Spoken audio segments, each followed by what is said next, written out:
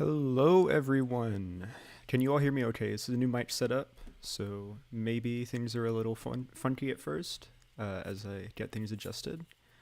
But welcome back. I know I took a bit of a break. Bryce, don't you start cursing me as soon as I start. Oh, come on.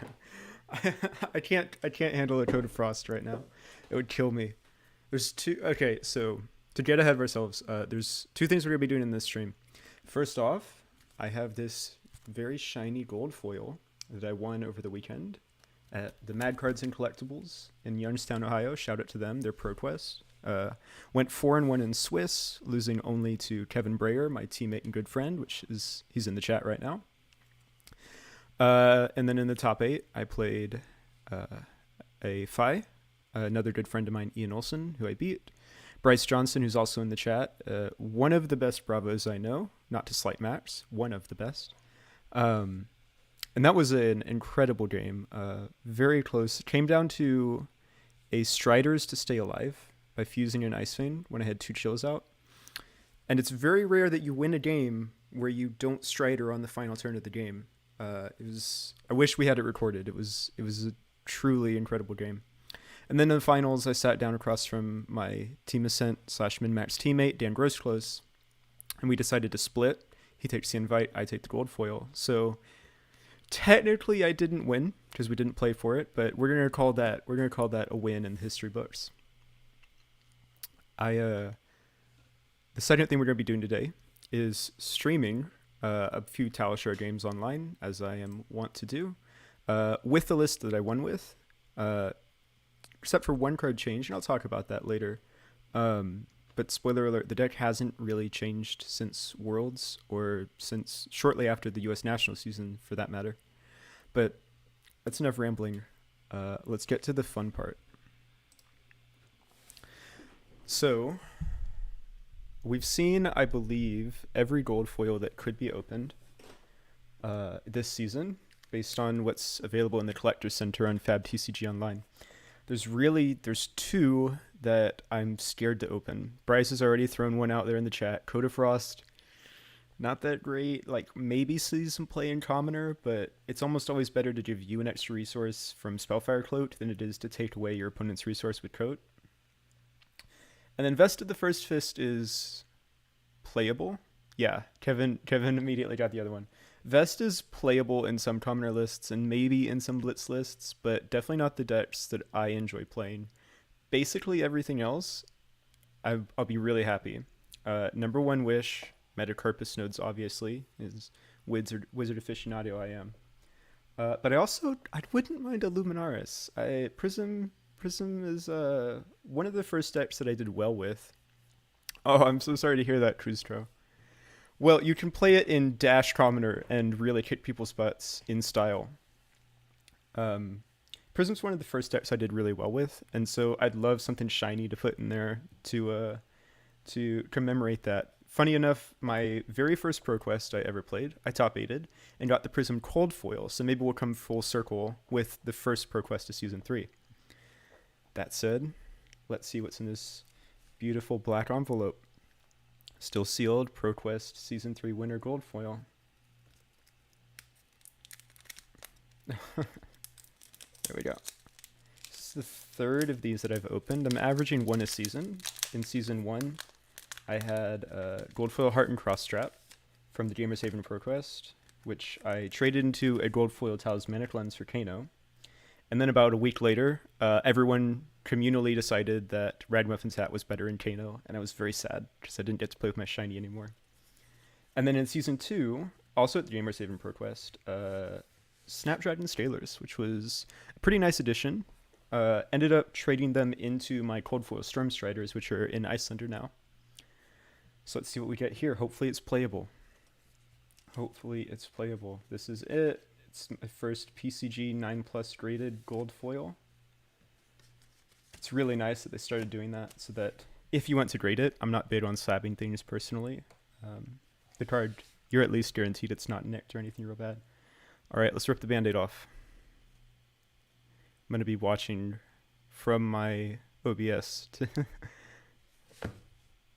Rosetta Thorn. Hey, Kevin.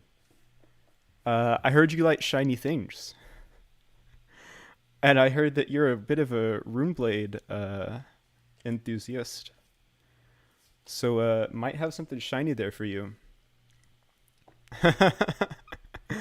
We talked about this a lot before I opened it. That if it was a Runeblade gold foil, that it would almost immediately go to Kevin.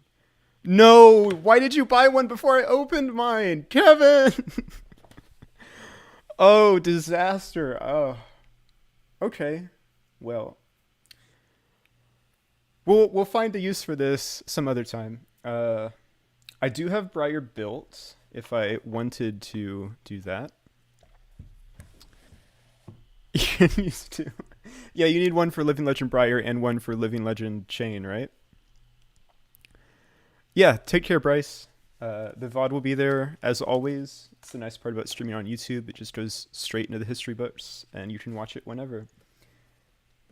Man, gold foil Rosetta. I'm not too mad. Briar was the deck I played for most of ProQuest Season 2, actually. It's just one too many whiffed Sonata Arcanics, and I start to get mad at the variance in that deck.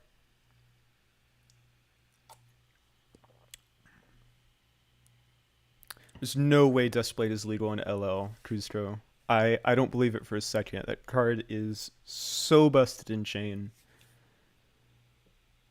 Nah, Kevin, you're all good. I mean, it's one of the better hits. Like, I'm not complaining at all. I just need to win some more so I can get my Nodes or Luminaris. Okay, so let's talk about what I won this with. It's the Boomer Iyslander list that I've been shilling for a while, that we all know and love. Switch over to Talishar here so you can see. My arm is still a little stiff. Since Worlds, there's one change that's been made in the deck, which is the addition of Iron Rock Gauntlet.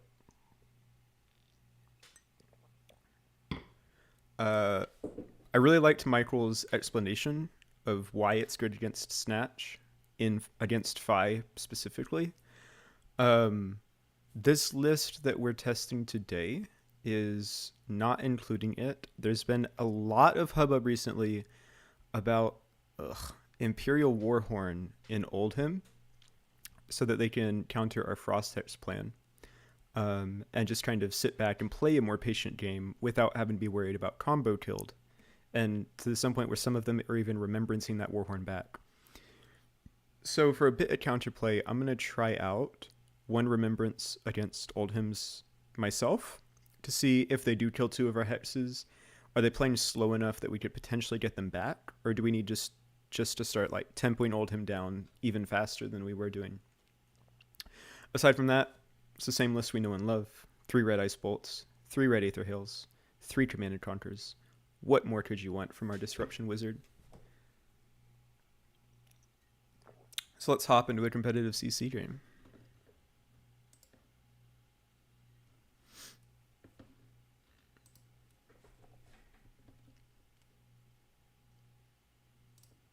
Check on the stream health as well.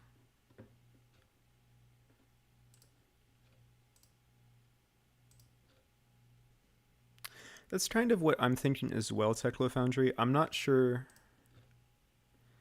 So there's 2 Oldhim lists I've seen running around. There's like the aggro Oldhim list, and some of them are just throwing Warhorn in. I don't think that's where it really shines. But there is a full fatigue Oldhim list running around. You may have seen it. Oh, there's a dash. One of our harder matchups. We want to go first to try to get some items on the board. Let me pull up my sideboarding guide. There's a very fatiguey Oldhim list running around from Charles Dunn. It's published on the fabtcg website from their Green Tree ProQuest. And that absolutely can fatigue Iyslander if we don't have an answer for them killing 2 of our hexes. I'm particularly worried about this because I'm going to see Charles and Pat at a ProQuest this Saturday, I assume. And they're very good players, so they will be in the top 8. So I need an answer for them. Where are my brain freezes? Am I blind? I'm not playing Remembrance. I'm not playing Epots. There they are.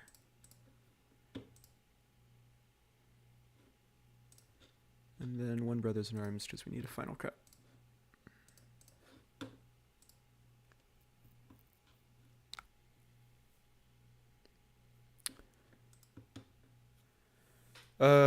Nothing.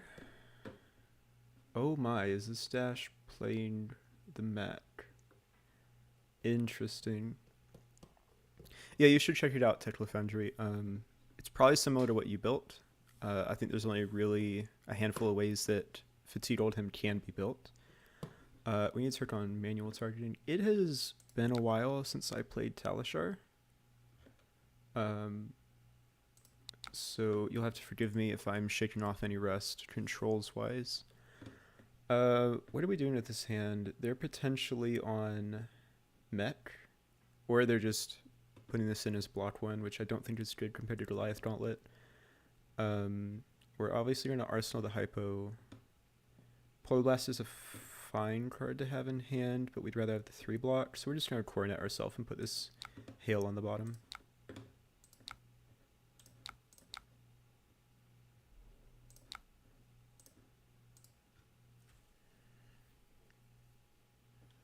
This hand doesn't do a lot. Nope. It's Boost Dash. Okay. This hand doesn't do a lot, so we're going to save the Hypothermia for a later turn.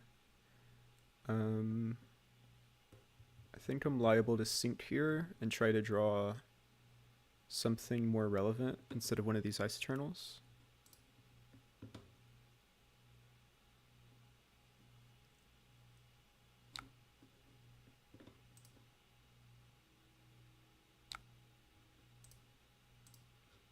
That's not bad. That is not bad.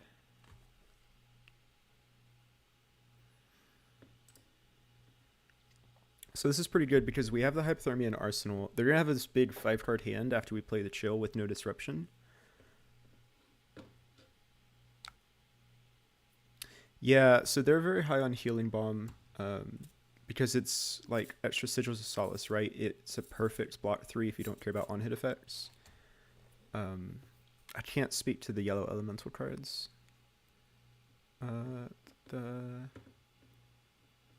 Probably gonna pistol one more time after this. So we're gonna stick this Chill. And that looks gonna look like this big scary 5-card hand for them. But because we have the Hypothermia in our arsenal, we'll be able to shut it down after a single attack and kind of like forcibly get the Chill out safely, which is really exciting this early in the game. Oh, that was weird how it just auto-passed us.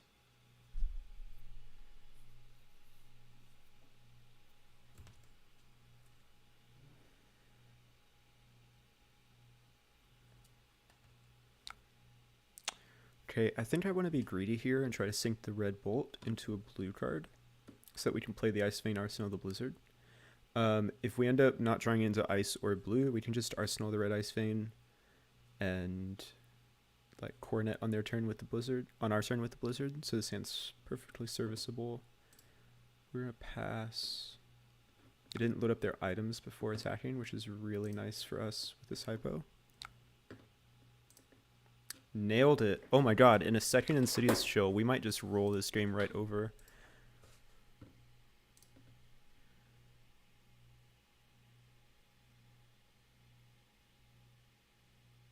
Because we're above 30 and we're going to be sticking 2 chills on the board. This is awesome.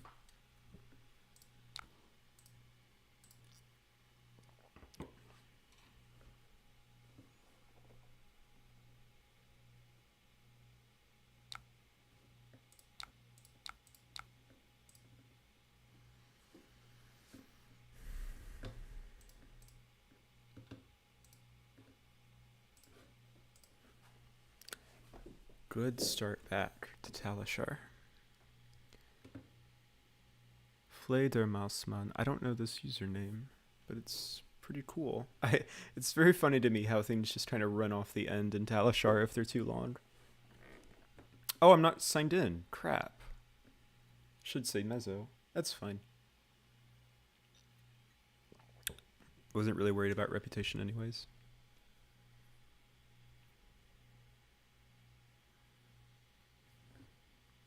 Okay, we went to blue from the chill trigger. We're thinking about what they want to give us for the AB.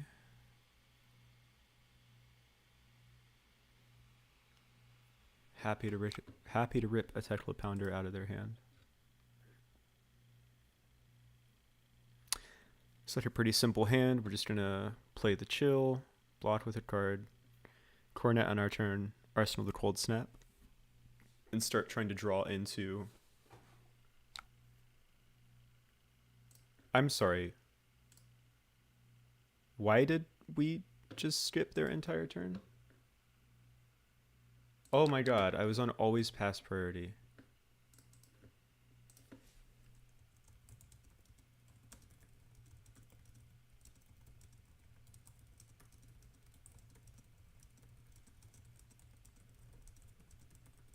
Turns out I can't read. I hit auto pass priority instead of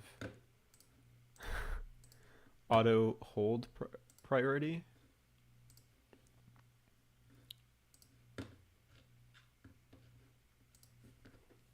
All right, let's double check. Always hold priority. Good, thank you. Yeah, so we're gonna play a chill.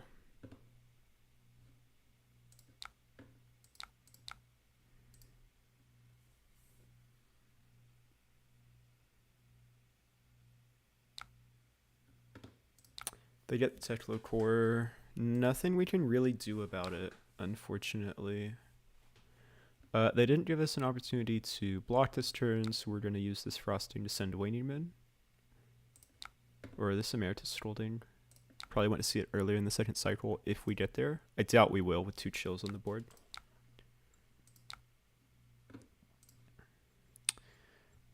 But they have a Tekla core, but they're only going to have 3 cards and a Frostbite. The real hope is that we can draw into a Fused Ice Vein.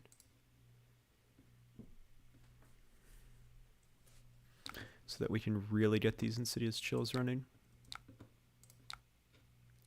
It's blue. I don't know if I want to waste my chill triggers on that. I will pop them with Frostbite. Yeah.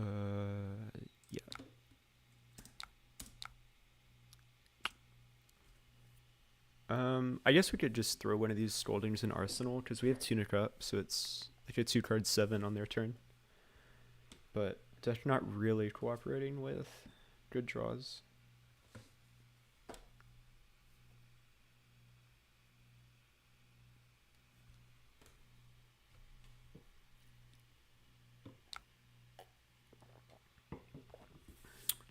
This courier is probably going to eat our Tunic counter via Ironhide Gauntlet.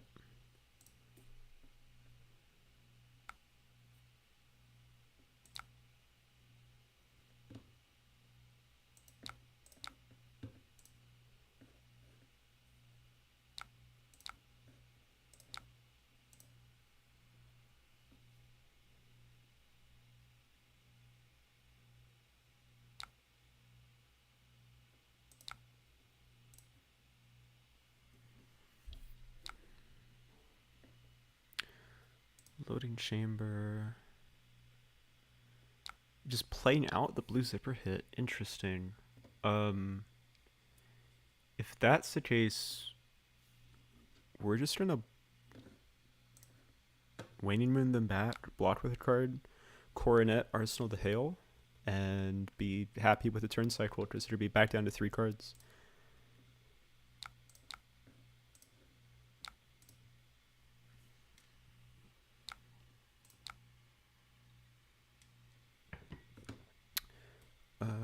We will...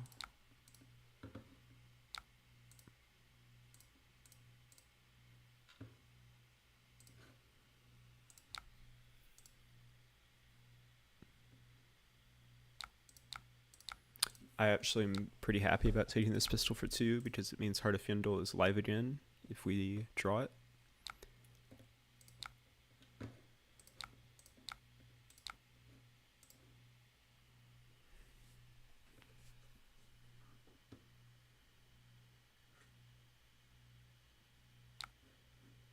So I wonder if they just don't have Goliath Gauntlet in their list. We'll let this technical core resolve because we want to push damage with this hail. Even if I'm playing Bully, I don't think dashes went Galvanic Bender. We have 0 on hit effects on our physical attacks. So it's just a matter of raw damage numbers, attacking for 2 more versus blocking for 1. Gauntlet is just a better deal. We drew a Channel Lake Frigid and a Hypo in the same hand, and a Blizzard in the same hand. We have a bunch of power cards that don't do anything together in this hand. Really unfortunate. It might be...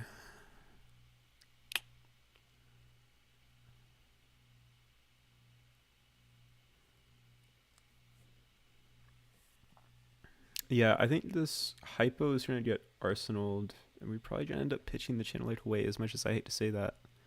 That can't be right. That can't be right. The channel is more important. So we're going to arsenal the channel, which means we're pitching the Hypo to play this hail. We can Blizzard this attack,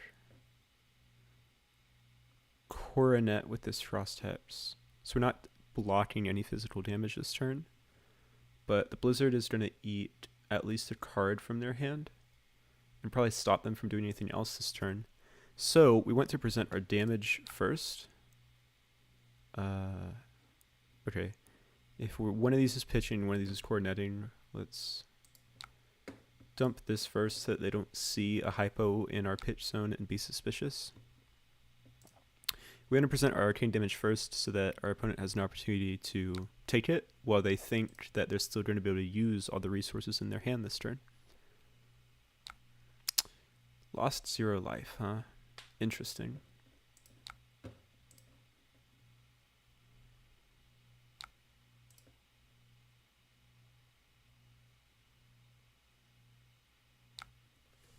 Lost 2 there.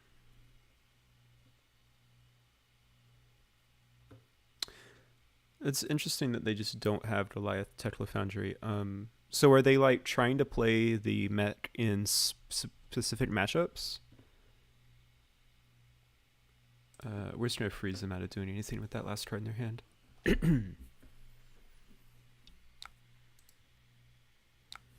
Because like if you're not playing the mech, this is just almost strictly worse than Goliath Gauntlet.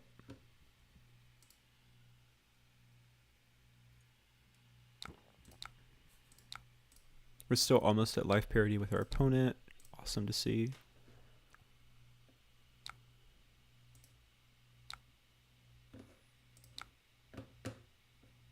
Tunic not being up for this CLF is rough. We also need to draw a Fused Ice Vein at some point. We have 2 chills that are doing nothing.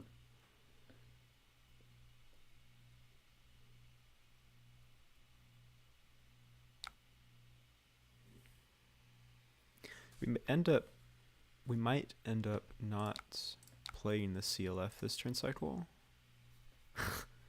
We draw a second and another Hypo. So that's our 3rd Hypo and our 2nd CLF. This is not good to see all of our disruption clumped together like this. Yeah, I tend to agree, Teklo. The little bit of Dash I have played, I like Tekla Foundry I like Goliath Gauntlet better. Sorry, your name is sticking in my head.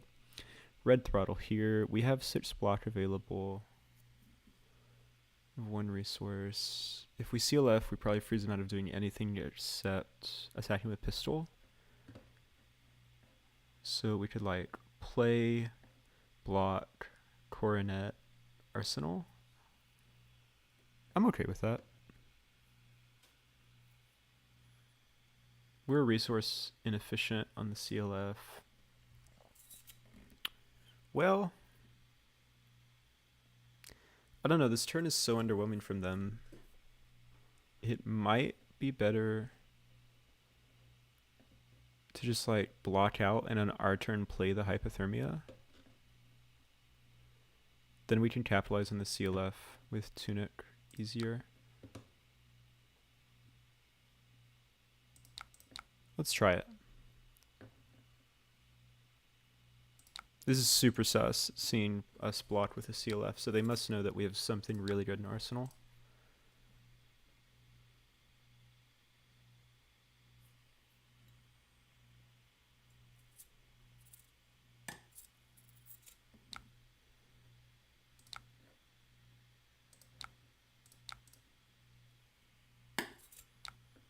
just need to draw a hand that has a threat in it, but not a hand that has like 3 Ice Veins in it. That would be quite bad.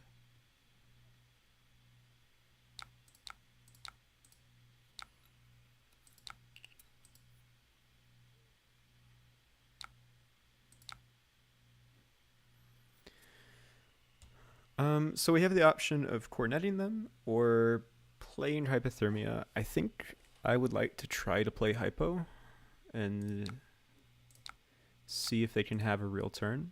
Hey, there we go. His hand's perfect. Perfection. Exactly what we were looking for. We're gonna, they have the Hypo. So the CLF isn't really gonna do much, but we'll be able to... They have the free blue.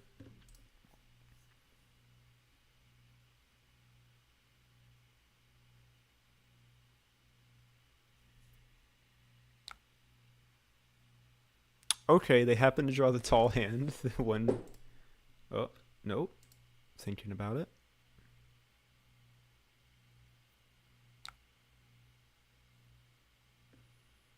Well, they gave away that they have a BIOS update. They happen to have the tall hand on the turn that we play the Hypo. They're opting to instead just Zipper hit. It's interesting. This is for 4.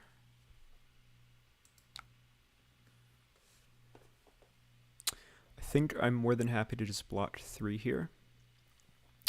Fuse the Ice Vein on our turn, and on their turn play the CLF, because we're not going to get any value from playing the CLF this turn.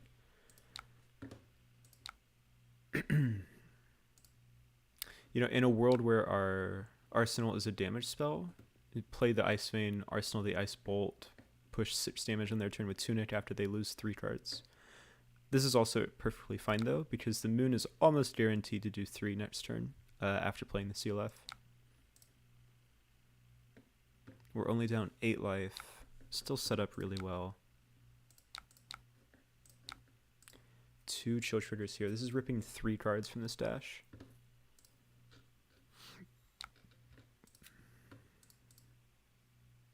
Or 2 blues, and they take 4. Also happy with that.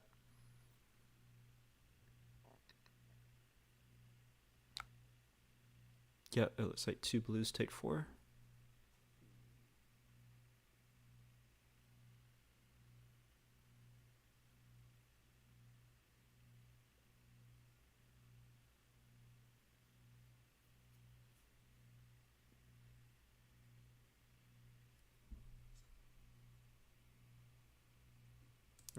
Sorry, forgot that I had priority there. I was waiting to see how they pitched Arcane Barrier.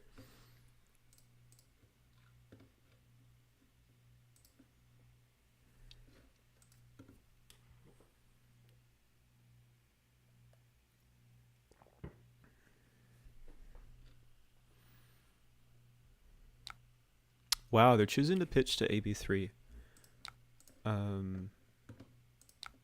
Okay, we're going to spend the last card in our hand to Moon. If they want to give up the last card in their hand, they can. They do. So we just get to play the CLF and Moon for free on their turn. Hopefully we draw another Ice Vein and we can just keep this value train rolling. Ooh, we do, but it's not pretty. Not pretty at all.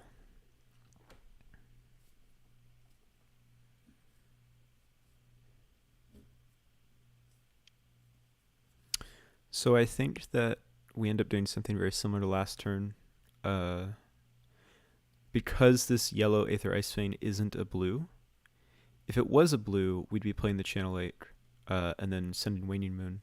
But we can't Lake Moon and then Red Ice Vein on our turn with this hand. So instead we're going to Red Ice Vein, block with the yellow Ice Vein, and then we can dump, like just leave Hail and Red Hail in hand, which is fine. It may actually be the key to keeping Channel Lake at 2 counters later. Still not really being able to capitalize on this tempo advantage that these chills are buying us, which is frustrating.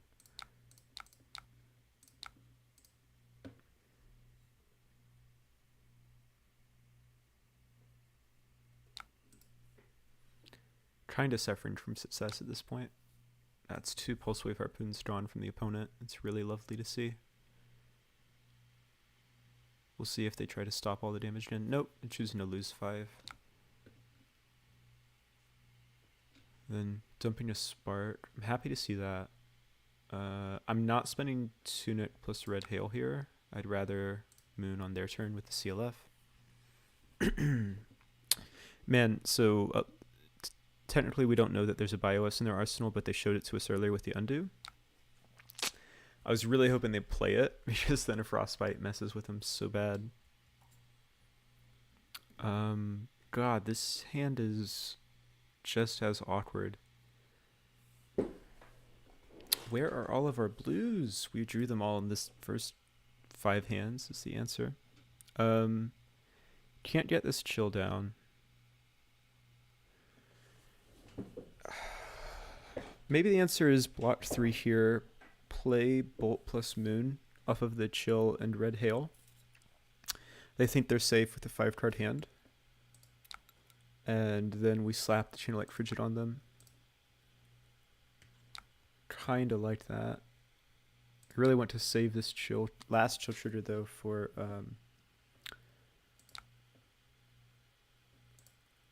I completely forgot to block. Sorry about that, Undo opponent.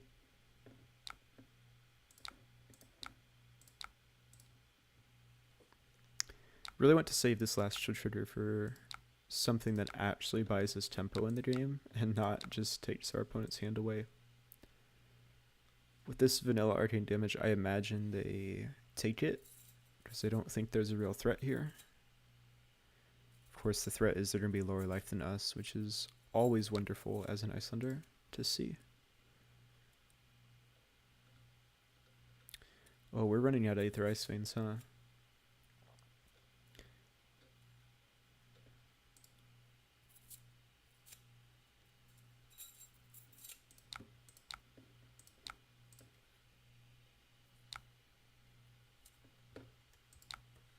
Alright, maybe this is the turn we play this Channel 8. It is.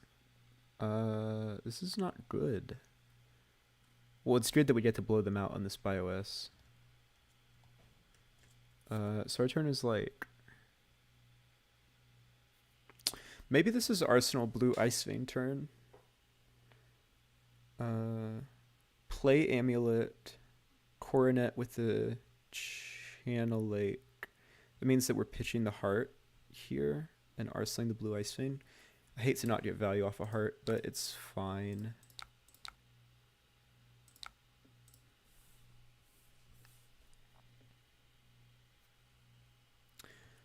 Arseling the Blue Ice Vein here specifically is okay because they're going to be under CLF and they're going to be coroneted down to at minimum 3 cards in hand. So the Blue Ice Vein is probably going to push damage despite them having AB3 just because of, you know, they're already trying to play something, so they've probably already pitched their blue for the turn. And there's going to be a chill trigger on it. It'll be a good way to hopefully keep them off an arsenal for the biggest thing.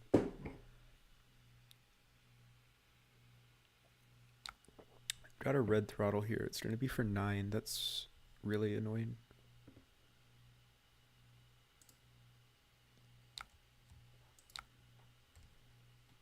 Didn't hit anything on the BIOS. Good. That's the second pounder that they've pitched. I feel like our opponent is not prioritizing getting items out quite enough. They pitched a spark earlier that they really should have played to get another core. So I'm rethinking. Considering how few Ice Veins are left in the deck, I don't think getting this Amulet out is worth taking 3 here. So I think we're actually supposed to block Coronet with this and arsenal the Ice Vein.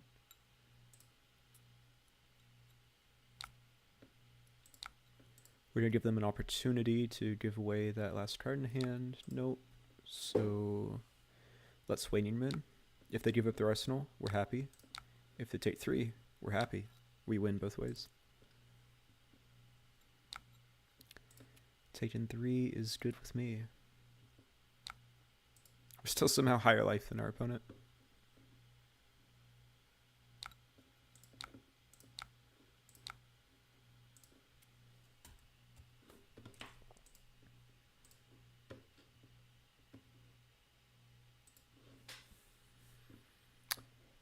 This amulet is a nice card, so we're going to keep channeling Frigid out. Opponent is out of Pulse Wave Harpoons. It's nice that if we do draw an Ice Vein like that, it will not be disrupted anymore.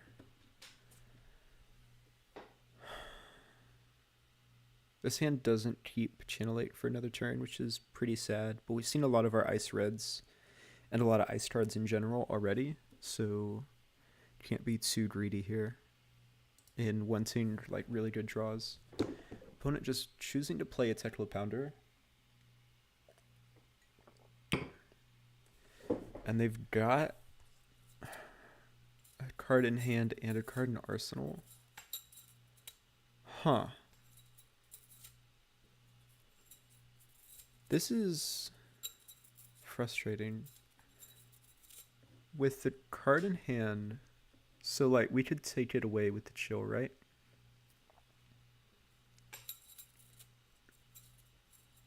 Just means that we push 3 damage, but our opponent is really starting to get into lethal range, so maybe that's okay. Yeah, actually that's perfectly fine. Puts them to 10-ish. Yellow Ice Vein will guaranteed lead 1. We get to Arsenal Ice Bolt. And we're presenting 6 Arcane next turn anyways. Yeah, this is actually fine. We will fuse it because we want to strip this card before they can block with Arcane Barrier. Alright, so this blue Ice Vein will deal 1. Yellow Ice Vein on our turn will deal 1 probably. Puts them to 9 and we'll have a blue bolt in arsenal. I like this setup for the kill.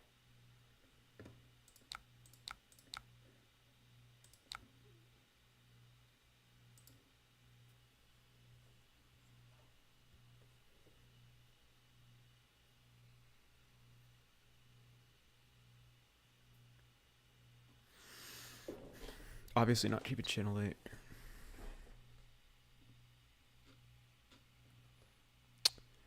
Yeah, maybe that was incorrect, Trustro.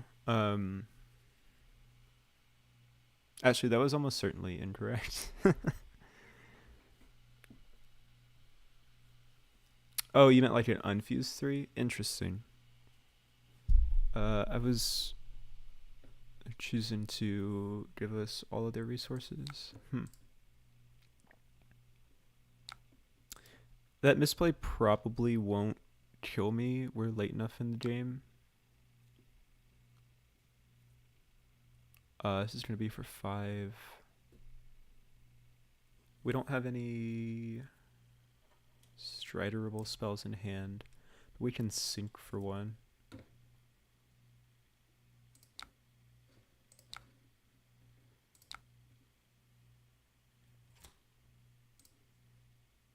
Yeah, I think you're right, Trustro. That misplay shouldn't cost us this game because we're so far ahead. But it's a very good observation, probably what I should have done. Let's sink the no block card that, whew, hot damn.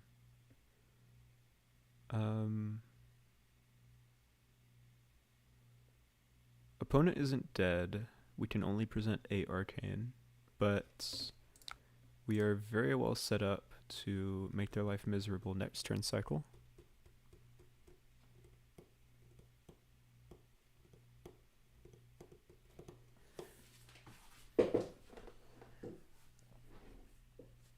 I've got another T-bone. That's pretty nice. We're just gonna give up Cornet here because we're not using it for the rest of the game and it blocks 2. As long as they don't have the 3rd T-bone, we're happy, and they don't.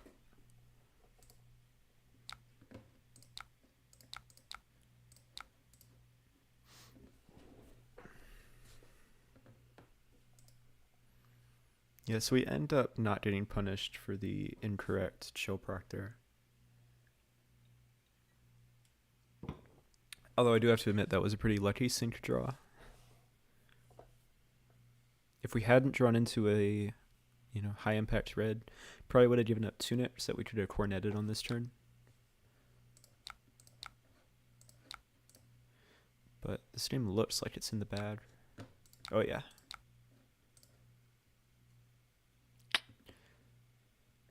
I guess it's going to be one of those games where you strider in a blue frosting. They pitched a red, and they have 2 cards in hand. I would like to call their bluff. I don't think they have real cards in hand.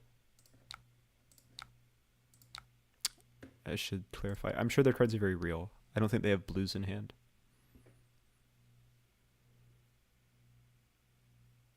Nope. Oh. Gotta let Sunic resolve.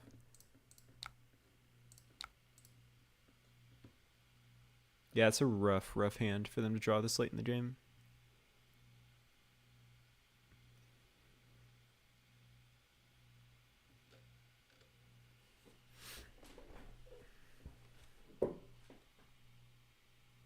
Red cards aren't real. I play Iyslander. I've never heard of a red card in my life. Ice Veins are like honorary blues. They're too good, too much value. Cool.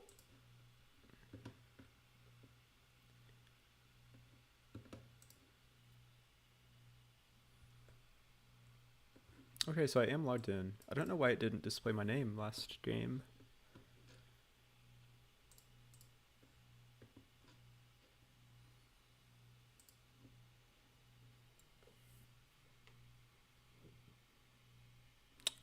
Why did I default to private lobby? That's probably our dash opponent, so let's make a new game. Yeah, we don't need a restriction on karma. Surely that we won't get any trolls. Oh, okay. I'm afraid of this one. I'll go first so that Bravo can't.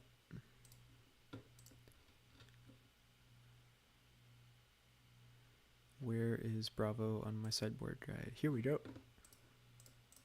Take out the card that just trades 2 for 2. No Blizzard, no Hypo.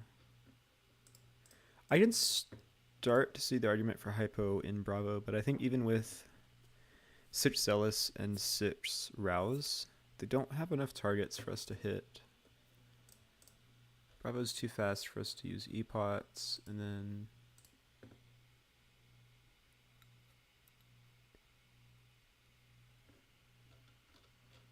Oh, the Remembrance. That's the last card I'm missing. Definitely not playing that.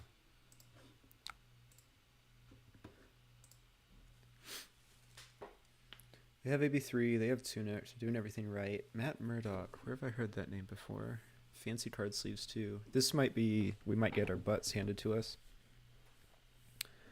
So let's start off. Hold Prio. Where's my manual targeting? Here we go. Hand doesn't do a lot. In fact, there's no good blue cards to Arsenal here, so we want to Arsenal the yellow Ice Vein. In which case, we'll coronet ourselves with the Bros and Ice Bolt. Because the Fighting Spirit at least gets like some block utility. I'll pay.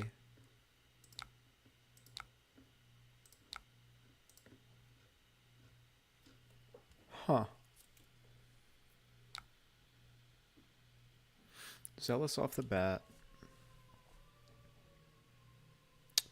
This might just be a block 7 turn with Sync and Channel and send the Fighting Spirit.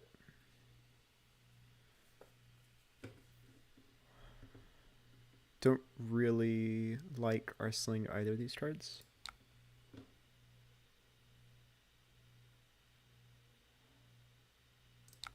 We'll pass. If they want to pummel us, they can. Nope.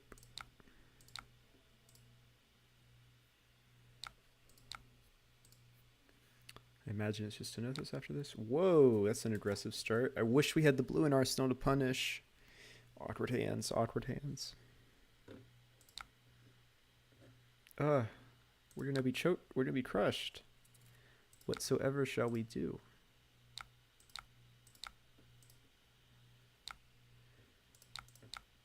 Honestly, very happy that the Bravo didn't just swing camera there. I'm almost more afraid when they swing Anothos and Arsenal to choke slam, because their dominate is really nice. It even has 2 cards. It's interesting. They're on red debilitate, I assume, for the buckle synergy. No. It's just a... Yeah, okay, I see it. It's a 3-card 10. It's like red Thunderquake.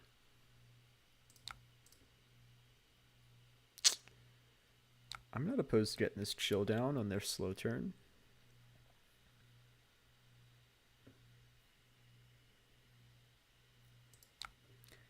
Pitching the Terrace under. Their hand was good. Why did they block so much? Huh.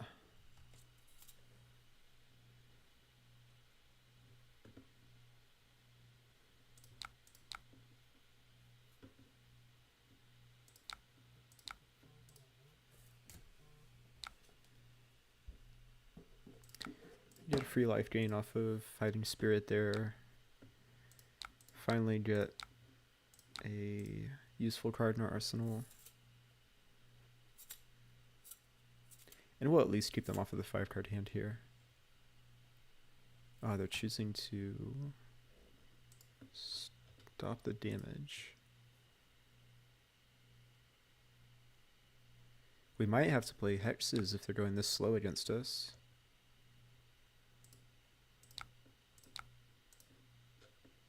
Wow, another chill already?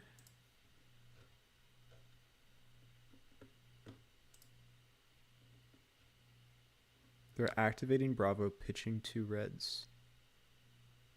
Frostbite here freezes him out of the turn.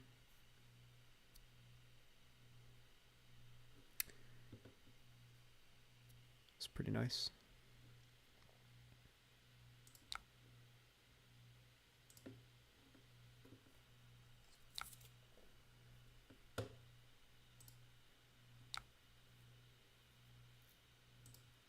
We get to stick a chill, not both, but it's fine. The hell are we doing with the rest of this hand? I wish this Ice Bolt was blue. They have Tunica. Cornet isn't very good. They have no cards in hand, so I'm really inclined to swing Moon here. I don't want to spend Tunic to do it. So, and this Sync is what's clearly going in Arsenal. So we're just going to throw away the Brain Freeze. Maybe we're supposed to Tunic Moon here. Coronet them on our turn with the Brain Freeze. That at least spends every card in our hand. We've seen 2 Emeritus, which is the card we're most interested in playing from Arsenal off of Tunic against Bravo.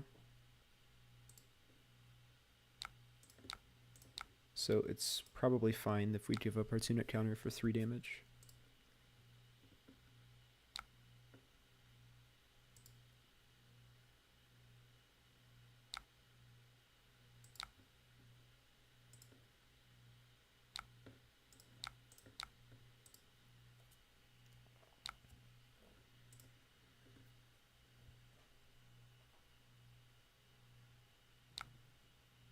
Just give it. Opponents been pretty unlucky with how red flooded they are, but they're choosing to keep Tunic, which means that their hand might do something. Not really. 0 float. It can't pummel us. Our Tunic isn't up, so we're liable to Arsenal Polar Blast here. Block with Sync and Brain Freeze. Play the Fienda's Fighting Spirit. They're going to give us 2 cards, so Moon on Polar Blast is really good then. And this won't crush.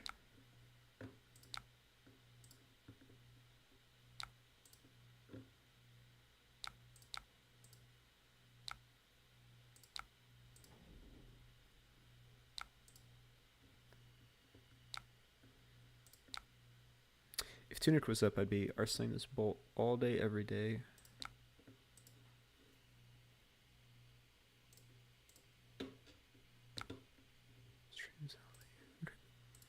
Yep, they're giving us 2 cards. They really hate leaking physical damage, apparently.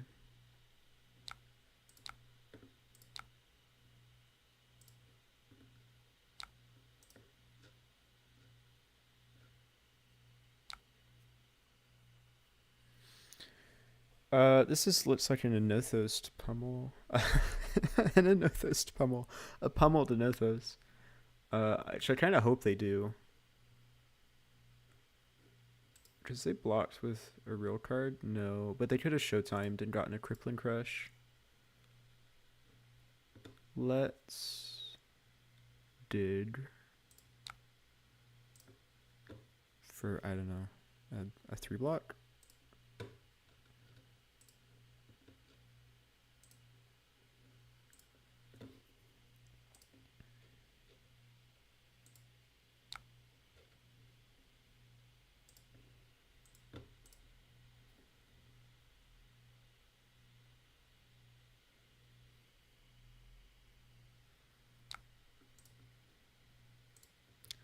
Or another chill.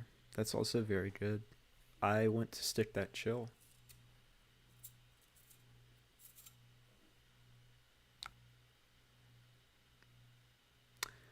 Alright, well they just paid for Polar Blast, so I feel like this match is going to go pretty okay for us. I don't know if that's... they're not understanding what Talishar is asking of them. Or if that was... oh, they paid so that Anothos would be pumped. Alright, alright. I see you, Bravo. I see you, Bravo. We're going to rip 2 cards from the next turn, which means that we're going to have breathing room to play this second chill. And then we're going to try to go to town with some red Aether Ice Veins.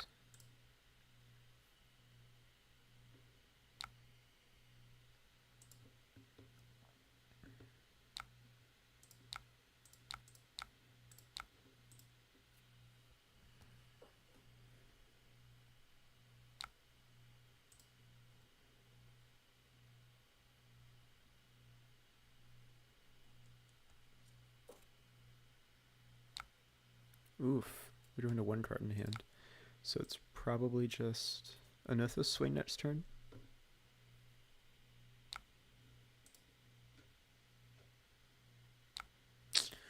Or just pass.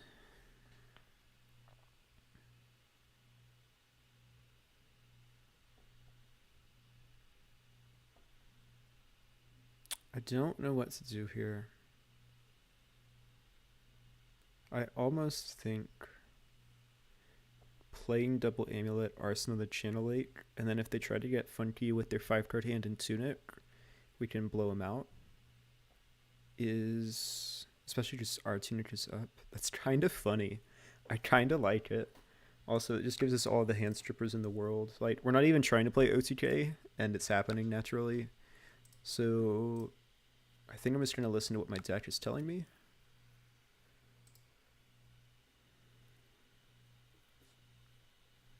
Especially because, like, if this is a red in hand, we'd potentially just strand them with another red heavy hand.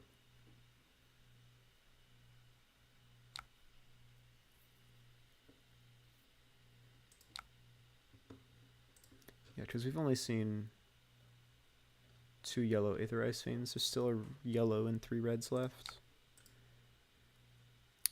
Amulet, Amulet. We have all the hand strippers in the world. This is still such a high life game. It's really strange. Hot dog. Well, I needed them to go wide, not tall. It's unfortunate.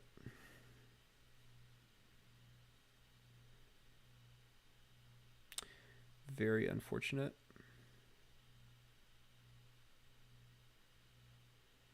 You have 2 float and a card left in hand. Arsenal the CLF was a mistake. Oh, yikes.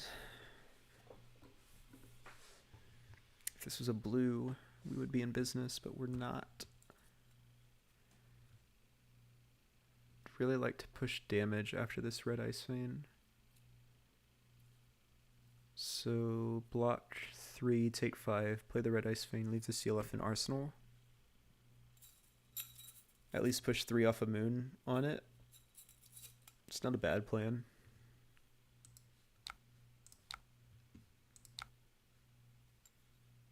If they pummel here, we're so screwed.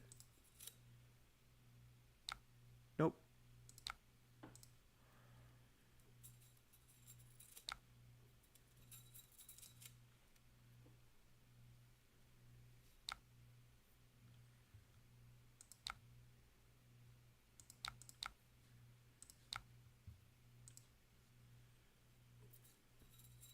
Not super worried about this first hex. Maybe we went to get the second or third down. They just started the red pummel.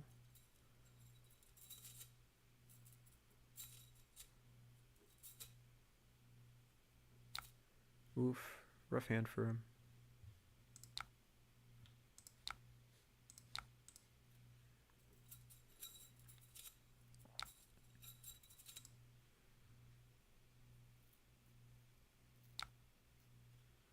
Prevent 3, take 2. They'll take 3 on the next turn when we play the CLF. Presuming that, you know, we... let's get this first.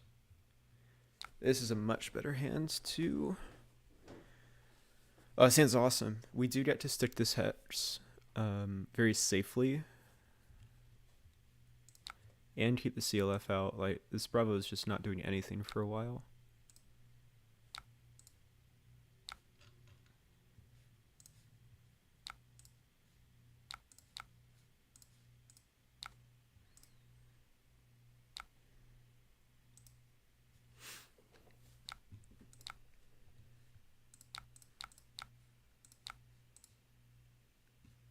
Been pummeled 0 times this game, right? Yeah, they've just started the red one.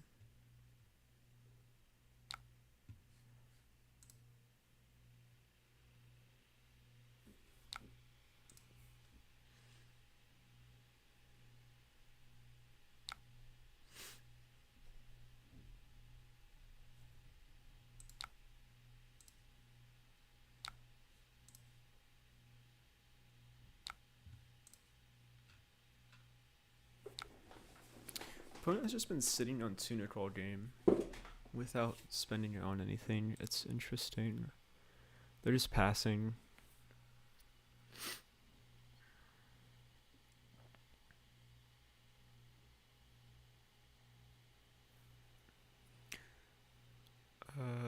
We can keep channel out if we play the blue Ice Vein. I don't think we're worried about it though.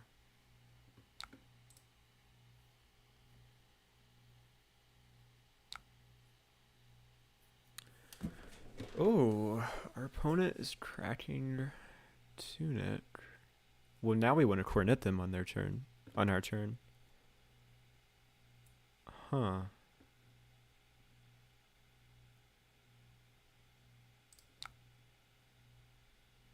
Before they get that Tunic resource, we can put Moon in.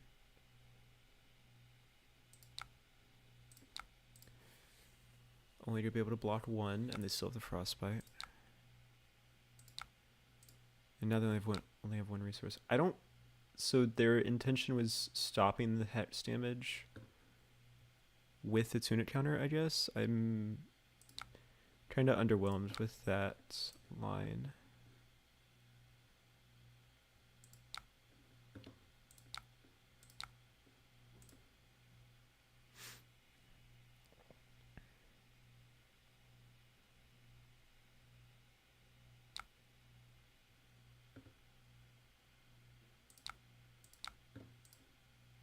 They also paid to activate the Tunic because of the Channelite Frigid. I just realized that. That line didn't seem very fortuitous. They've got 2 float. Seems like a great time to give them a Frostbite so they can't pummel us. Our hand doesn't do anything. It plays a Hex and Arsenal's a Cold Snap. We'd have to take 8 though. 8's a lot. We can take 6 if we blocked with Ironhide Gauntlet.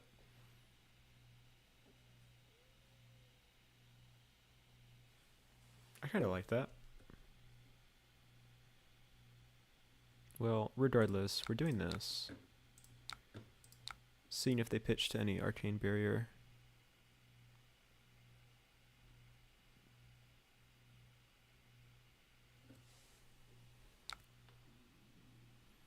They do. They had the pummel as well. And they're keeping themselves off of an Arsenal. Well, now I want to pitch to Coronet on our turn. And Arsenal the Frost Hex. They have 2 float. We're not really incentivized to Waning Moon here. We can give them 5, though.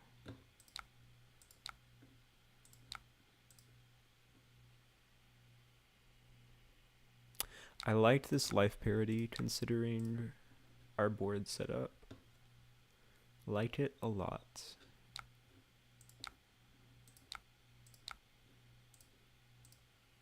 They're going to go down to 3 cards. It's going to prevent most things that they can do that are scary. We have 2 hexes out. We saw, what, 2 Ice Eternals in the same hand earlier? Maybe we can start looking for the 3rd.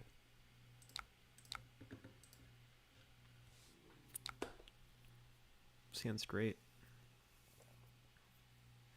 Even if they pummel this, I don't care. I'm playing this Frost Hex, and then on our turn, playing Aether Ice Vein, Arsenal Blue Hail, and we're just going to get so much damage value this turn cycle. We are also now incentivized not to play the Hex until they've closed the chain and are trying to pass the turn, because we want to get that 2 free arcane damage. There's the red pummel. We're going to go to 11 to their 24. It's perfectly fine.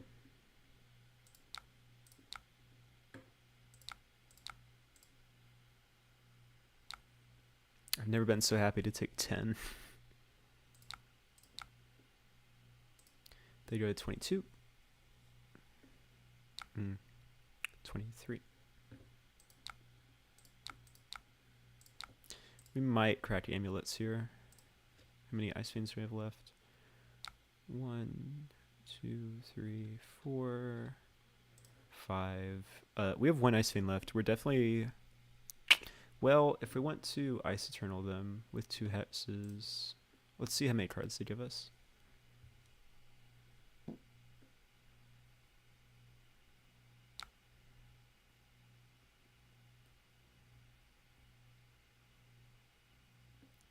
They gave us way too many cards. We're not Amulet this turn, especially with 2 float.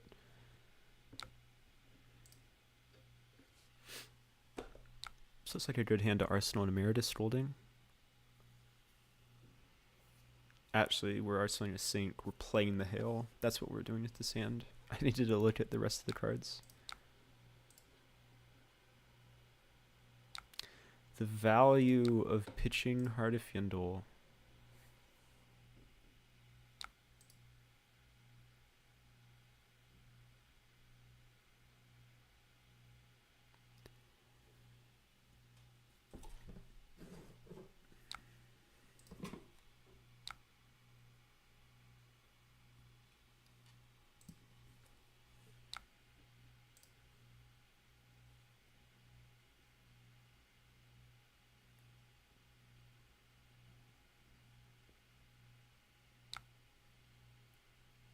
Okay, our opponent is in love with activating Tunic to break a Frostbite.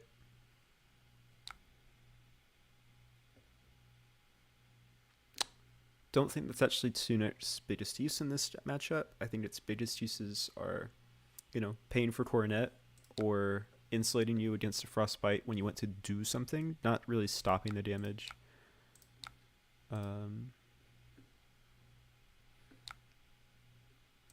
It's a tip, at least for all of you aspiring Bravos in the chat. That's definitely what I hate to see more as I'm playing Iyslander in the matchup.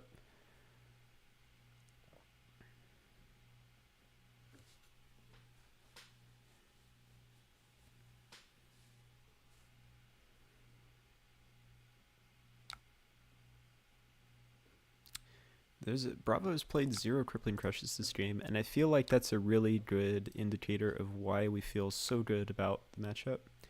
They're just passing awkward because we have a Sink. We can't play it to capitalize on damage. So we'll just, you know, play the Red Bolt on our turn, kind of repeat this turn cycle.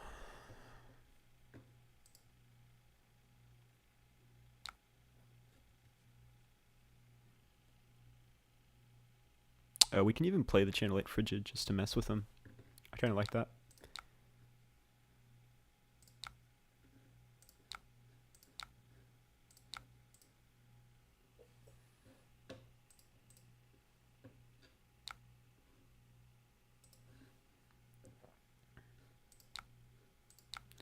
Bravo loves preventing damage, and it's just making them slowly bleed out.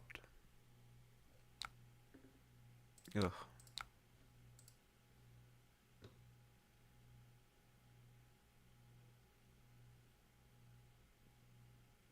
Okay, at some point in this game, they have to start attacking again.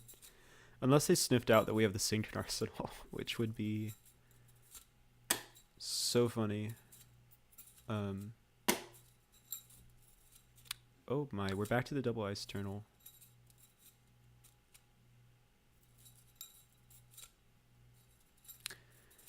Are they just thinking that they're not going to attack the rest of the game? I'm confused.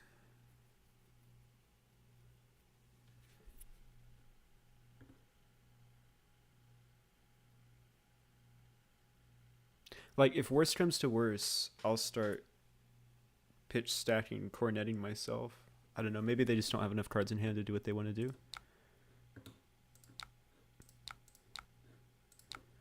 Found our last Ice Vein.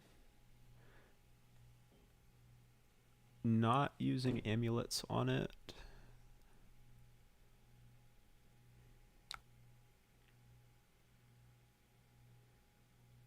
And honestly, not even sending Moon here.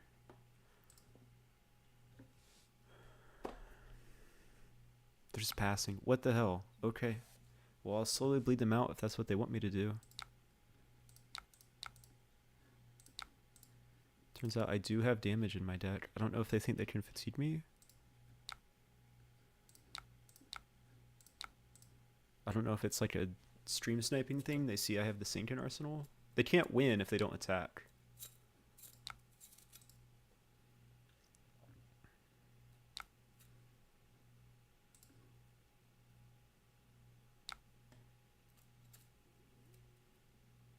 Okay. This is getting weird.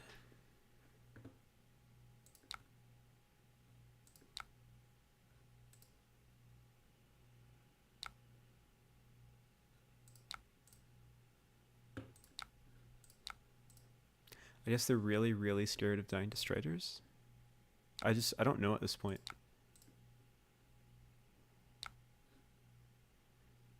Let's start stacking towards... No, here we go. Okay, here's a real attack. This looks pummeled. I have to keep that in mind as we block.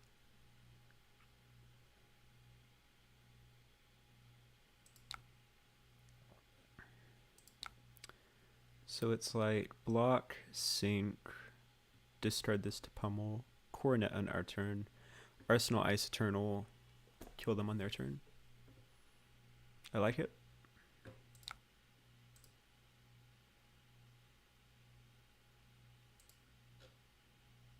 Okay. Restart the turn. Maybe they skipped past their pummel priority.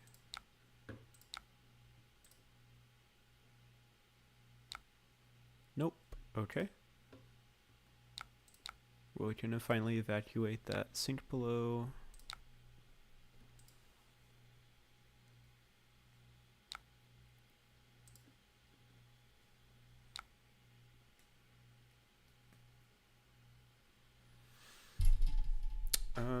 Since they left us cards in hand, we're actually going to brain freeze and fuse it right now, because it will trigger the chill and start taking cards out of their hand before they have priority on their turn.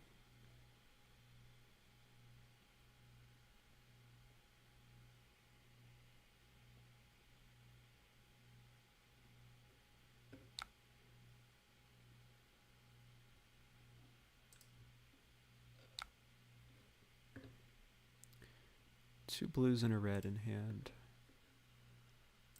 Give me a card, please.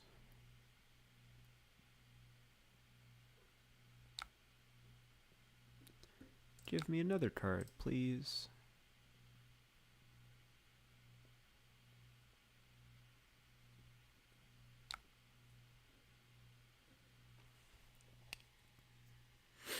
At this point, I think I would rather have the Ice Bolt in hand to ensure that we have an Ice Fuse of this Ice Eternal.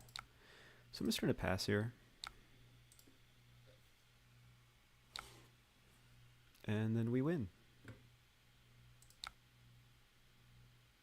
Oh, Hold on. Have to float tune it first.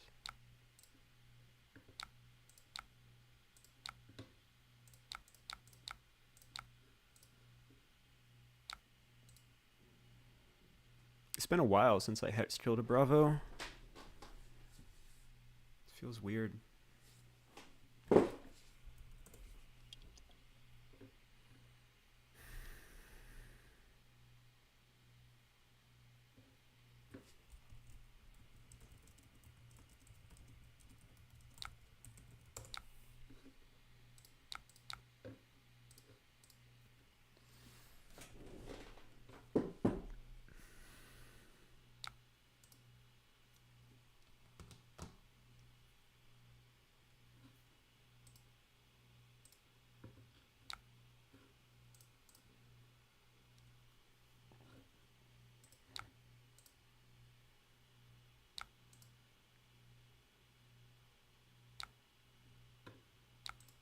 Good game.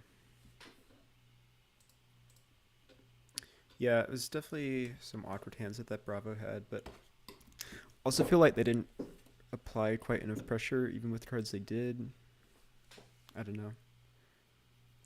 A lot of times they need to be throwing the spinals, even if it means taking a few arcane, right?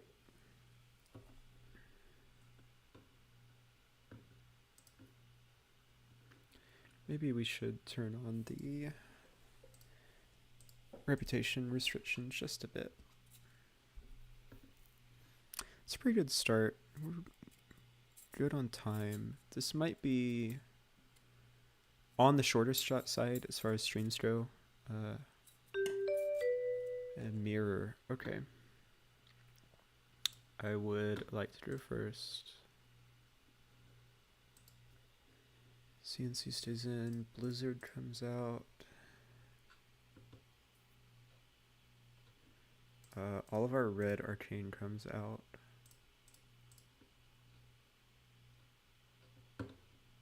This is no good. I don't like these, and that's it.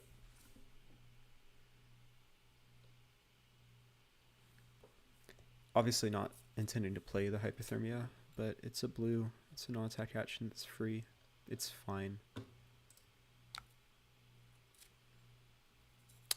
Wow, what a hand to start with. This is what we're talking about. Flamin' Whiz. This is the wrong hero, Flaming Whiz. This is the Ice Wizard, not the Fire Wizard. Can turn off Metacarpus node. They also have Coronet Peak. Okay. So we're going to stick this chill, pitch the channel like Frigid to be in the first hand of the second cycle, which is exactly where you want to see it in these mirrors. And Arsenal this yellow Aether Ice Vein probably.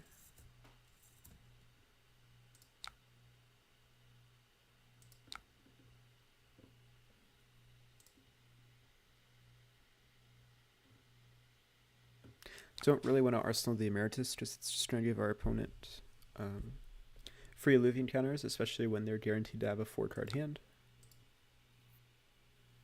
And with this chill, this yellow Ice Vein will start immediately buying us tempo.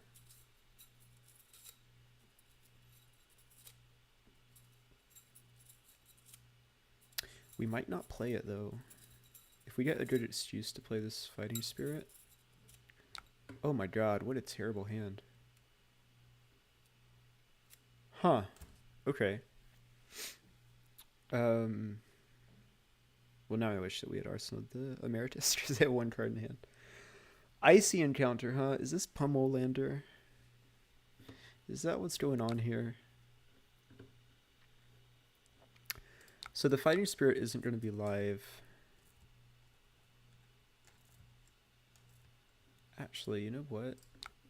It can be live. If we take 3 and a Frostbite, then we have 2 floating for when they try to do Arcane. And we're, you know, functionally blocking 4 here because of the life gain from Fighting Spirit. This is fine.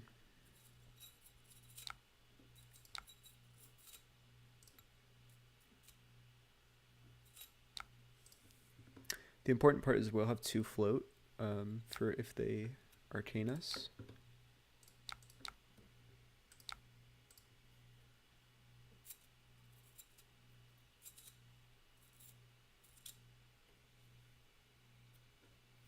They also get their own chill down. Let's hope that they can't capitalize on it with an Ice Vein in that hand. Otherwise, it might be a while before we can play ours.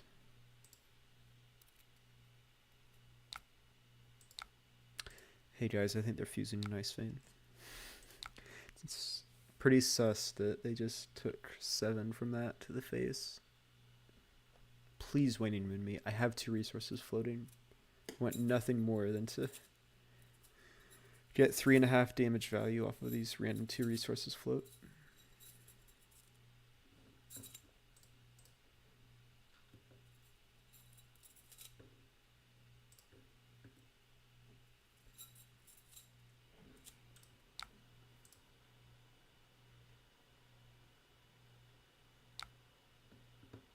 Nope, they're smarter than that, which is good. It's going to be a hell of a hand on the second cycle. What's your mode? Buff? Man, we have like 3 cards we want to put on the board here between CLF, Chill, and Epot. Obviously can't do all of them. So I think this is play Ice Vein, Arsenal the second Chill.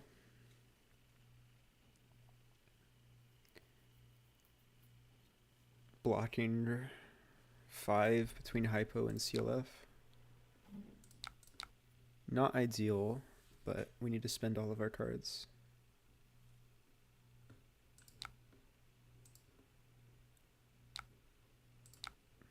I like this little staring contest we have. Neither of us have threatened Arcane this game. But I'm about to break that. It's just too much value to pass up on this. Okay. They have a blue in Arsenal. So we don't get to stick this Chill. It's a shame.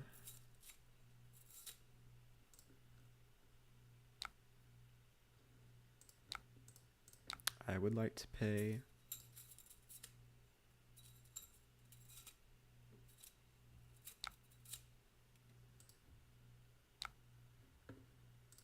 And then I get an Illuvian counter. They're going to have to...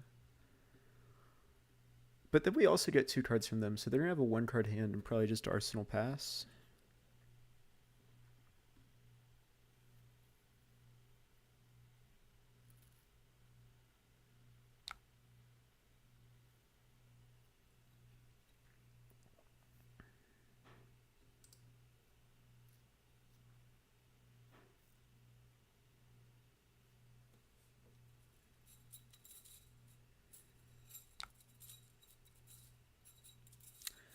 Hey, if they want to give up their whole hand and put the red Ice Vein in the second cycle, I am okay with it. This is a very interesting list.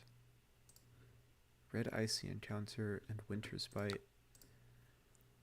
Okay, well that ended up being tempo neutral for me, since we both have no hand, no arsenal.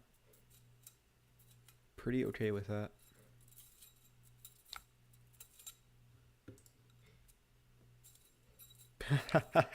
Well, this is just rude. This is just rude. Another one.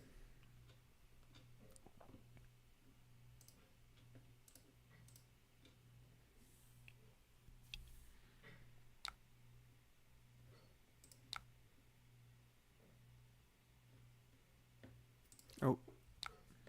Hold on. Let's let the Ice Vein resolve first.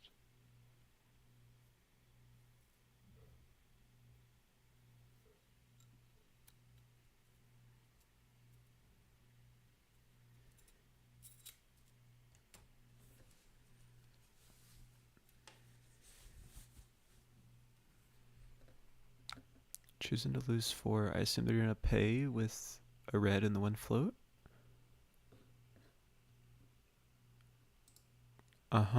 Chose to discard. Well, that seems suspicious in a making good decisions way.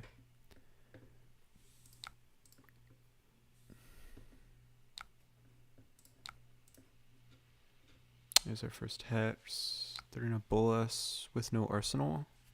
I'm okay with that.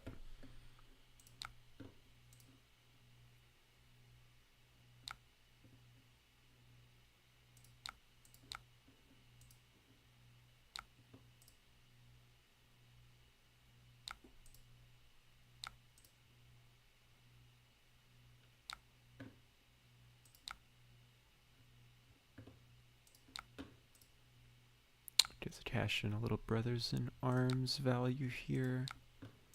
Still be higher life than our opponent. As tempting as it is to cornet with his hex, definitely want to put it on the field. Oh, well, we just showed our opponent what we have. Awkward. There's a red ice vein. Opponent has a frost vein. There's no way this is Pummelander, right? I'm kind of suspicious with the inclusion of frost vein and icy encounter. If they pummel though, they go to 0 cards. They're not gonna have another arsenal. Excuse me.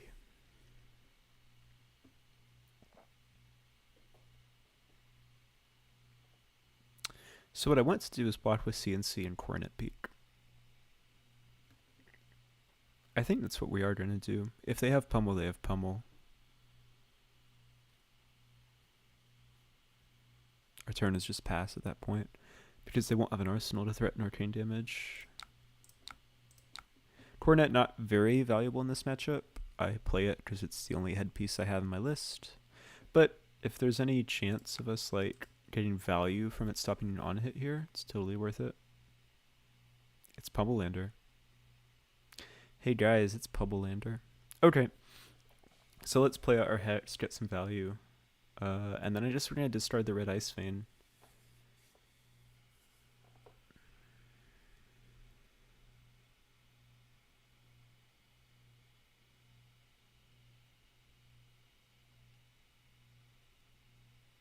Opponent thinking about instants. Okay.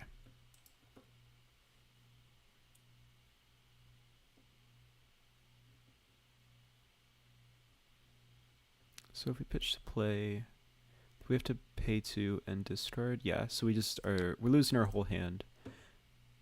But we can at least trade equally on damage, and we'll be committing a board piece.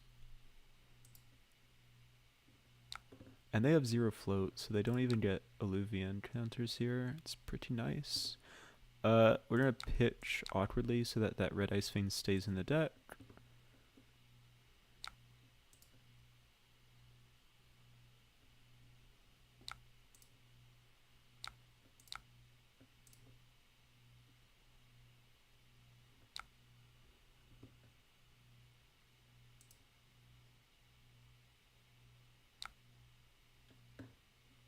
We just pitched an ice eternal. We want to keep these separated, so we'll go like this.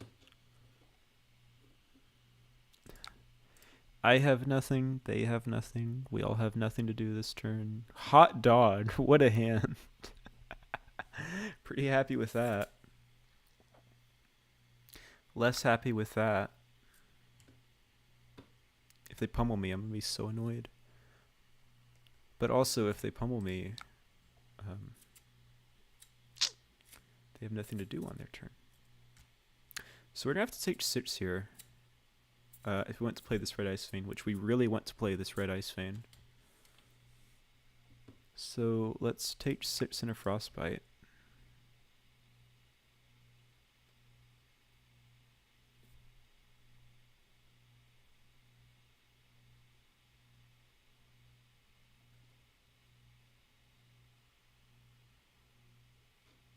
They're thinking about the pummel.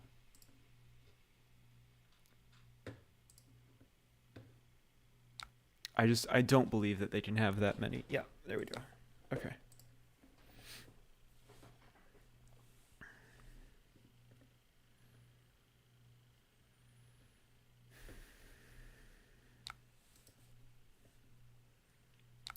Honestly, the frostbite is not bothering me that much because it just means that I'll have 2 floating if they try to send any arcane at me. I wish this was like blue ice bolt. And they have the ice vein again of their own. Weird. Very, very weird. So they have their own chill trigger. They're not actually going to deal any damage though, because we have the 2 float, like I said.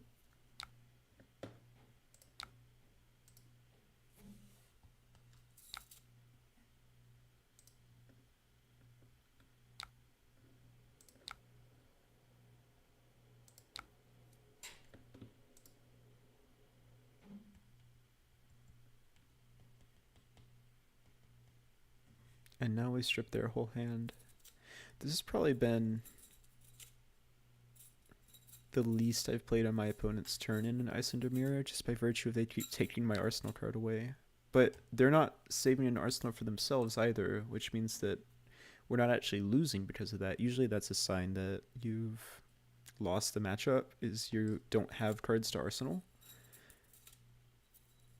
It's whoever sets the tempo by playing on both players' turns that really wins these mirrors.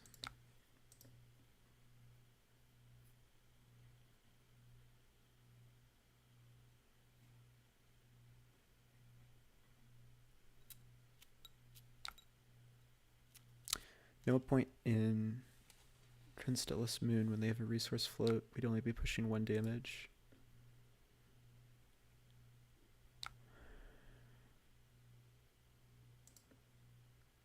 Sure, but they're going to Constellus us. Yeah, that's fine. We go to 13. They're still at 12.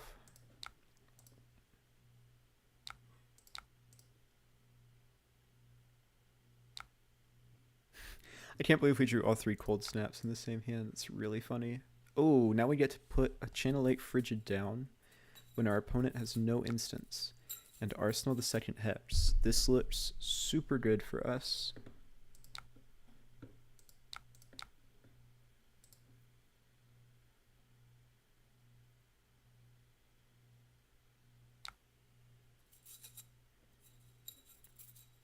Also, this is a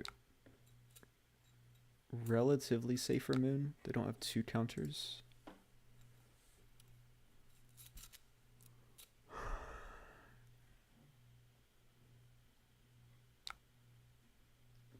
Hey, if they want to pitch to chill away, I'm fine with that.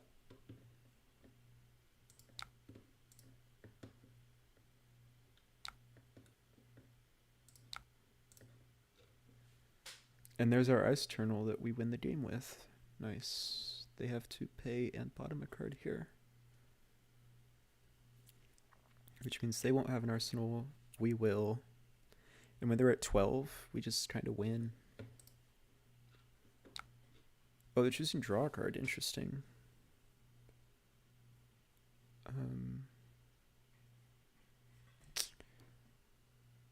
Definitely want to respond. They can't Constellus this turn because they haven't played a non-attack. They've played an attack. We went to arsenal this Ice Eternal. Have we really seen 0 ice amulets, by the way? That's weird. It's very strange.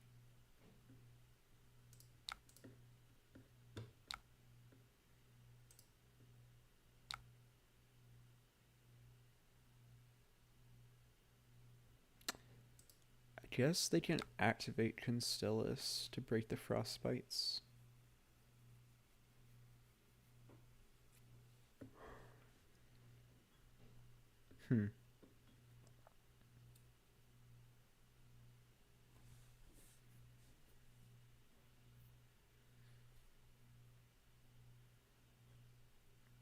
Our CLF is going to go away. I don't know. I want our opponent dead, and it seems like we're getting real close. Block. Don't let me forget to actually activate Waning Moon, which I forgot to do before they drew their card. That's real bad for me. It's okay.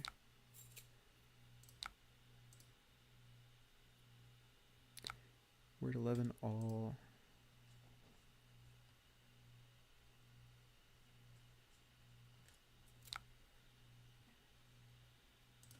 Just gonna pass to end the turn. the Spirit Blue Hail in hand. Looks like we're going to get away with it too.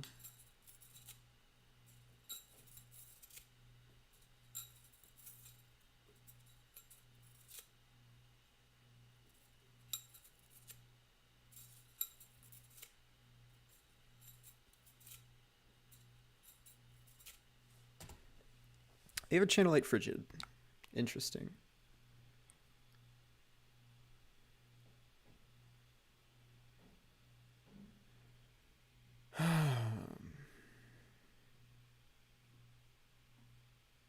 They can activate Constellus now. The most frostbites we can give them are 3. I don't think that's enough. So I think instead we want to play the Fyendal's Fighting Spirit on our turn.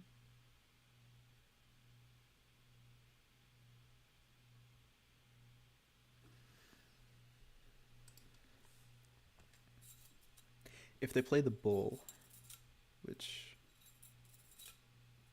yeah, it's not great for us all around. I think we need to let the CLF resolve. It's really rough.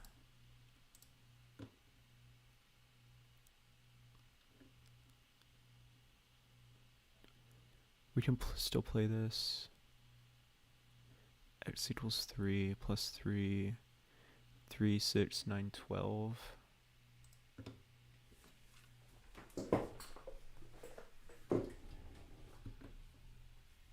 Still have Striders up. They can't moon through 3 frostbites, so we're fine. We live. Yeah, because this only comes in for 8. Okay. We get there. It's really sketchy, but we do get there.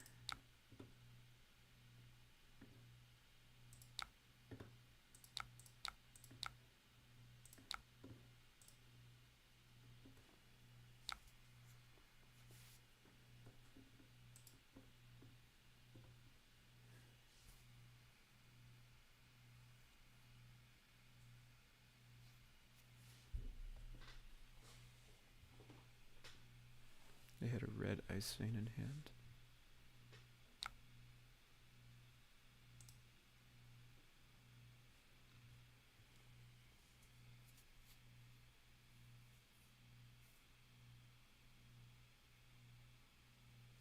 Okay, so they'll lose 6 end of turn from the frostbites.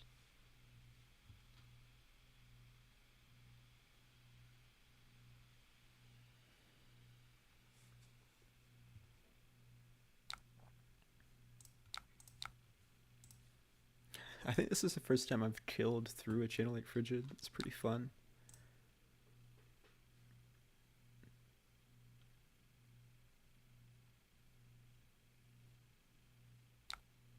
And then we just eat this Wounded Bull in the face. But it's okay, because we win end of turn.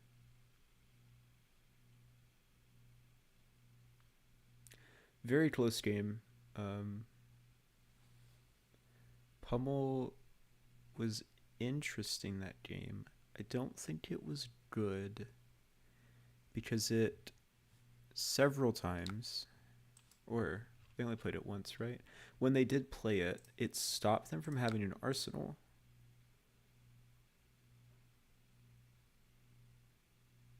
So they just kind of like, they gave up tempo to have tempo. You can't activate that, buddy. You have 3 frostbites. Yeah, the Olivian Moon trick only works when you have exactly 1 frostbite. Any more than that, and you have to end up, you know, paying into the moon more than they could afford to, at least. Good game.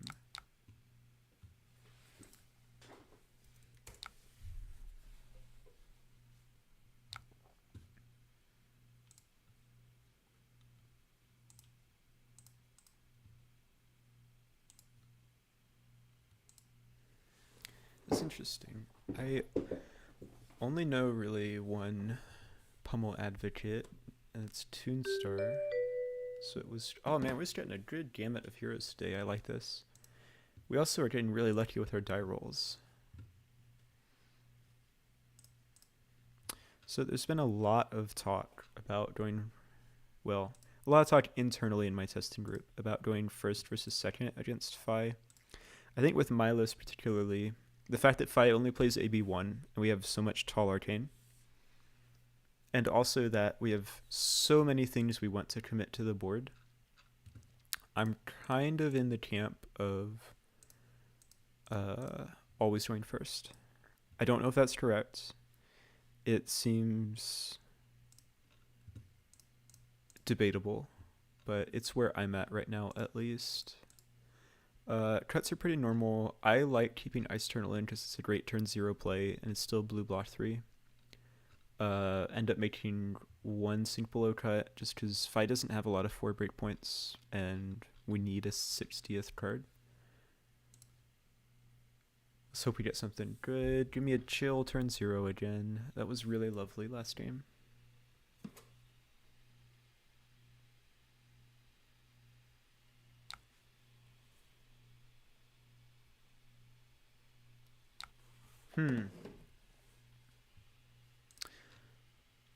Oh my. AB1 Kodachi Phi with snaps. Not a lot of good that this hand can do, so we're just going to try to dig ourselves towards our real threats by coordinating ourselves and arsenaling this Blizzard, because it's probably going to shut down whatever Phi wants to do turn 0, turn 1, and then we get to play the CNC when always hold manual targeting when they go to pass their turn.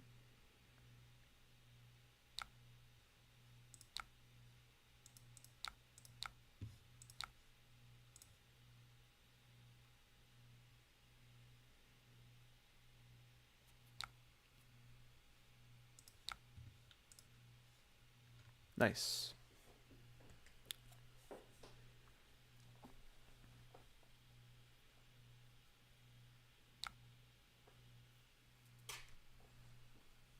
All right, we're always hold prio, right? Yes, okay.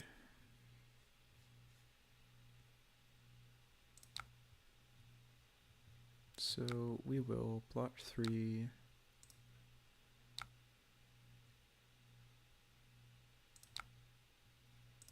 Blizzard and Resolution.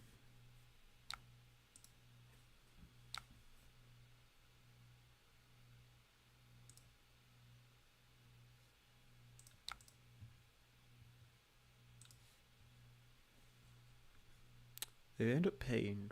Okay, so they're going to have some sort of turn after this.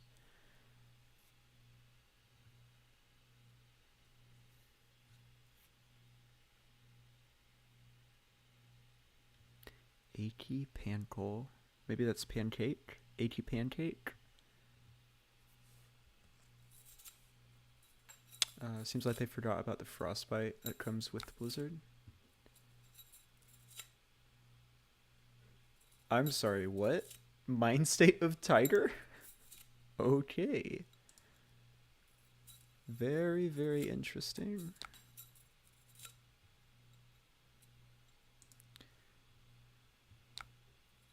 Is this Crouching Tiger Katsu? Do I dare say it? Or were they just playing that out to cycle their hand? That's probably more likely. Start of your turn, so we don't get to respond to that. That's a bummer. Yeah, I want to play this CNC and Arsenal this Aether Hail. There's definitely an argument to Arsenal the Brain Freeze. But since our opponent is going to be off of 5 cards, I kind of want to just push damage.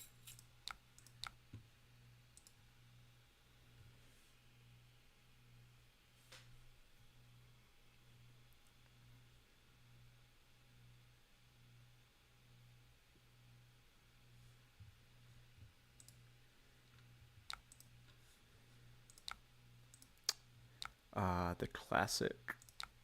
Eat 6, lose my arse. This is a funky Phi. Oh my god. Red, ride the tailwind.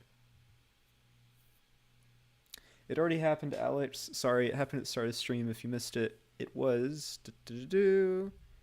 Rosetta Thorn. For those of you just tuning in now, it was Gold Foil Rosetta Thorn that I opened at the start of the stream.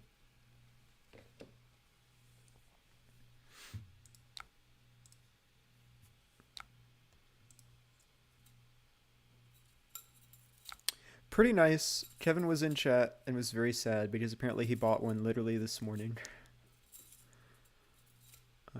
They're pitching a minnow. One of these is a Crouching Tiger, which is a 0 pitch, 0 attack. So they only have 3 real cards in hand. This channel age is awesome, by the way. I don't think I said that yet. But we've seen 0 Ice Veins. Our turn is looking like, you know, play, pitch.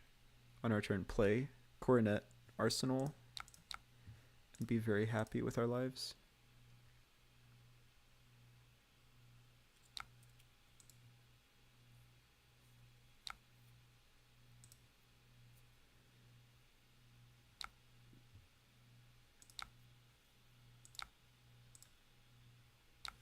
Don't have momentum up. I don't really see the value in links. I guess they're not trying to get to, oh my, just playing a Tiger for 0.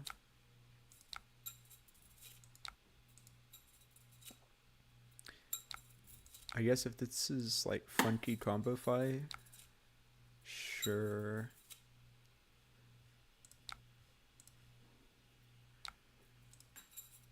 They're not going to get a lot of value from not having Draconic Links, which is one of Emberblade's biggest strengths. But honestly, looking at the cards they've played, I don't know why they aren't playing Katsu. Like, that hero exists. It's very good with combos. Flipped a red brand. I guess Fi has access to more head jabs, but none of the Dynasty head jabs combo. So I'm not sure what the game plan for this deck is. Okay, well they just... So they're like trying to set up a big turn, but they're gonna get super blown out because we have the CLF.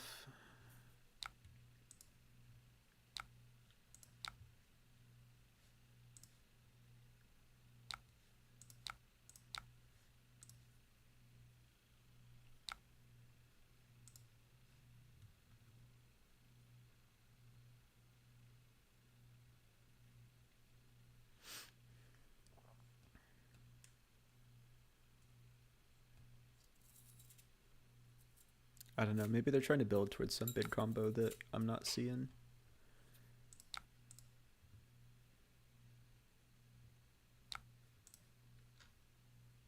Oh, this hand sucks.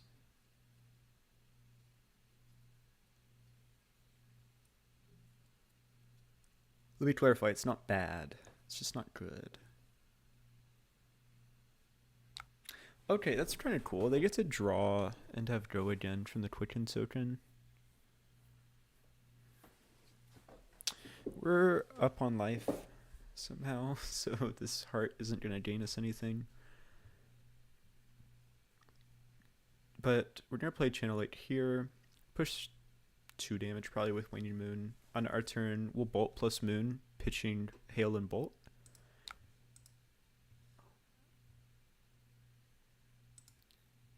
Yeah, I can't wait till Resolution Step of this E-Strike, because we still wouldn't be below life. Be equal on life, which is a shame. So we might as well just play the CLF now before reactions. They're going to pop E-Pot. We are going to... This is a lot of layers on the stack, by the way, for a Fi. We're going to Moon in response so that they can't spend extra resources on AB. And then show me what you got, Fi, with this...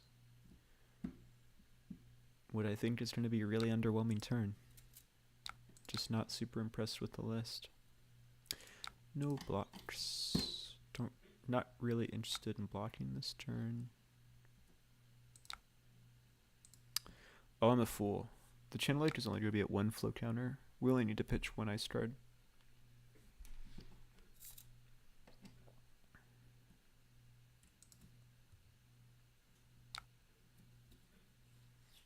So actually, this turn looks more like block with red bolts.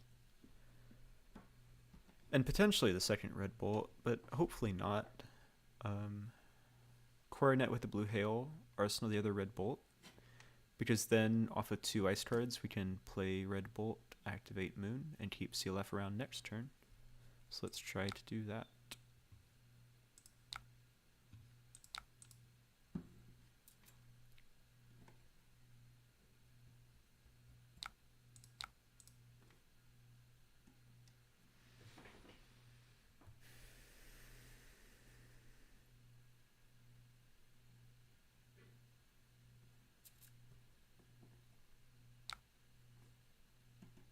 They're just trying to end. By the way, deck, I would love to draw an Ice Vein at some point, please and thank you.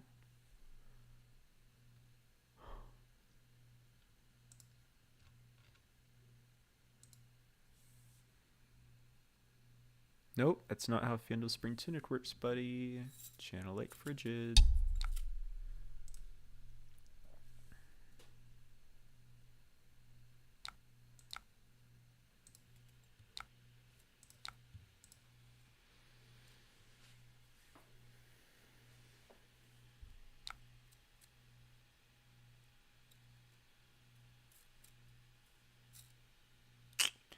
I'm probably supposed to block this Soaring Strike. They probably have a Snatch to follow it up. I've got to do something about this red bolt in Arsenal, and it looks like pitching Amulet of Ice plus Cold Snap. I heard Arsenal the blue Ice Vein. That means blocking with CNC and this Soaring Strike hits.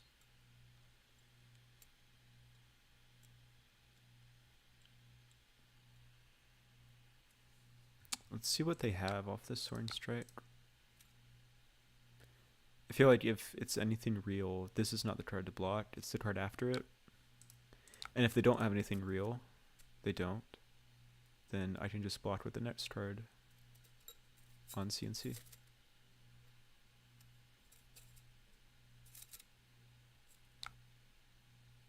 Oh, they're gonna EBTT with 4 power. Good luck. I hope you find something. It's basically just D-Strike, right? Yeah, did not draw the card. Well, we're gonna waste a card this turn cycle.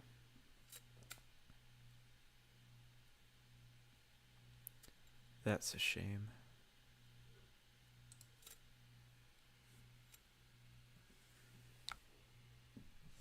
It's not the worst thing to like end a turn having CNC in hand though.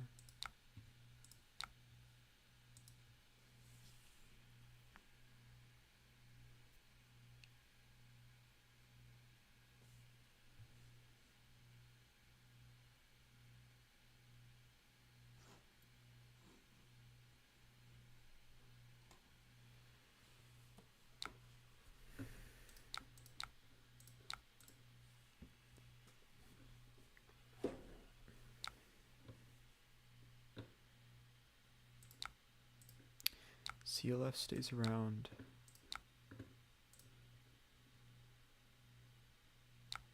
And we draw another CLF just in time. This is pretty nice.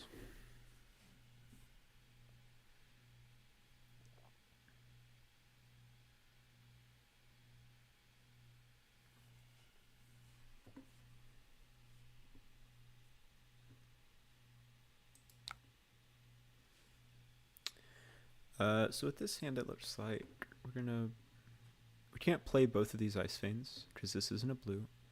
So what we can do is let them go down to 1 more card in hand, and then play the Ice Vein, pitch Blizzard, fuse with CLF on our turn, play CNC, pitch Ice Vein.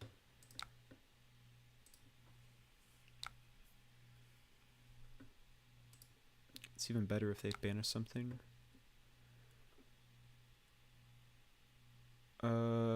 Okay, priorities have changed. They banished a Snatch. They can give it Guardian with snaps. So now I'm tempted to play the Blizzard. Because they don't have a blue in hand, they're just locked out of playing the Snatch. But then our turn is funky. We'd like sandbag the CLF for the next turn cycle, playing the CNC.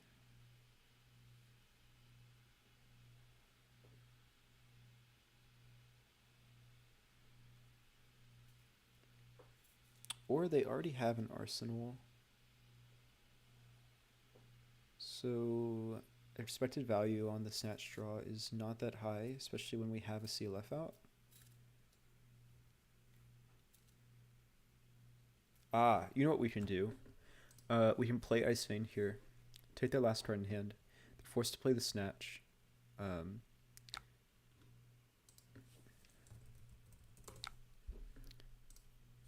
And then we can amulet later in the turn after they've drawn the card off of the snatch.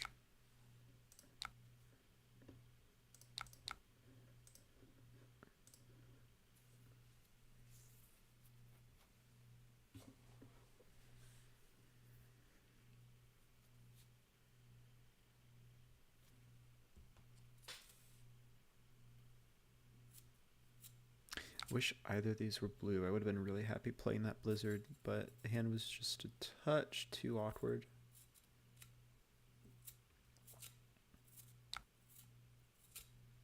They had a Mind State of Tiger.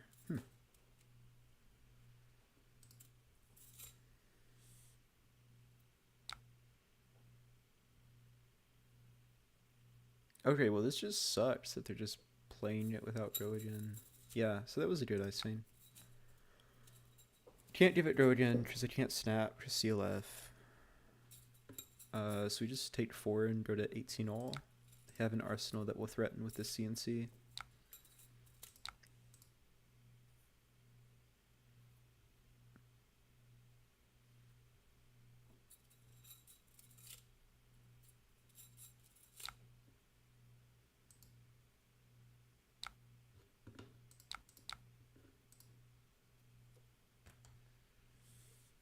If they just eat this, we're officially in lethal range. They know we have the CLF in hand. We fused the blue Ice Vein with it.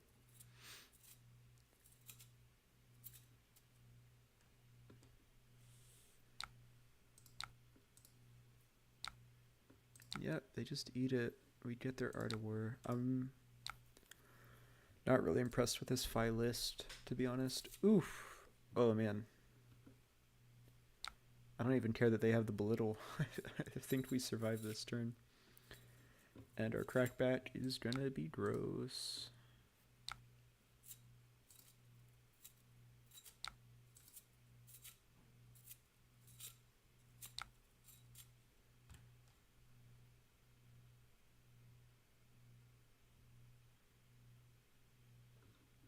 They showed us a red rising.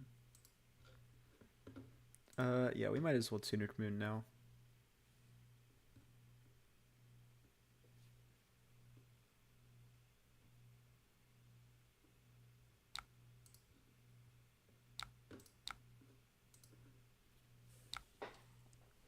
And now we're just gonna block with one of these Emeritus.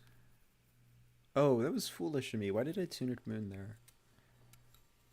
I should have saved it for the Emeritus kill turn. It shouldn't be a game-losing mistake, but that definitely was a misplay. Just went on autopilot for a bit. I should have just used the spare resource to block with Ironhide Gauntlet.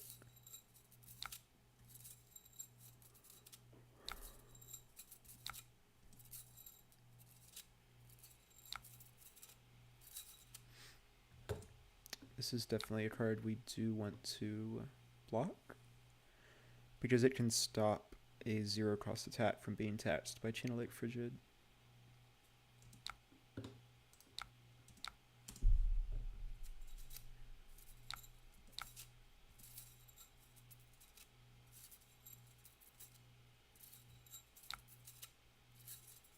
And then they just have a Vanilla Blaze to follow.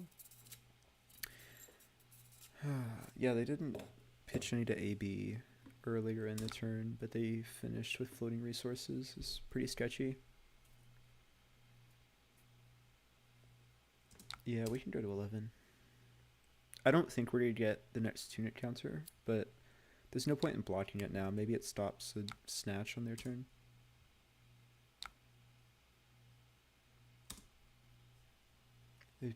barely sneak out the burst. I'm glad that they at least got their Link's turn this game.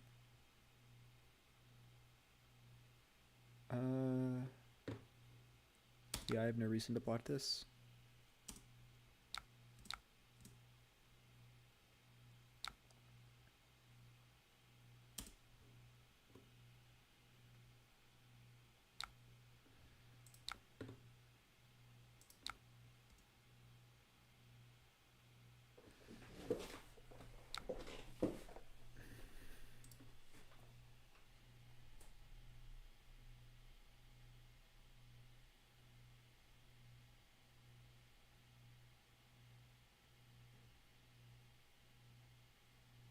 Again, even though their tunage is up, they have to give us a real card here because of Channel 8 Frigid.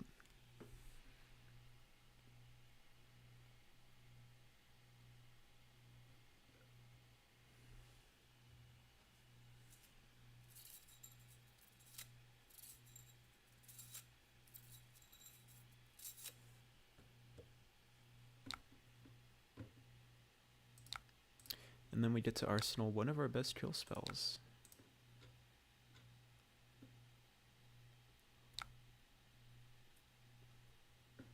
This Fi list is all over the place, man. Let's see. 1, 2, 3, 4, 5, 6, 7, 8. We don't have confirmed lethal, but they do have one card in hand. I would be shocked if they can do anything real after this. So what we can do here is block with Sync and Coronet. If they activate Kodachi, then we get to kill them. If they don't activate Kodachi, we get to play Hail on our turn and put them, you know, 4 life lower, and then they very safely die to this Emeritus Scolding.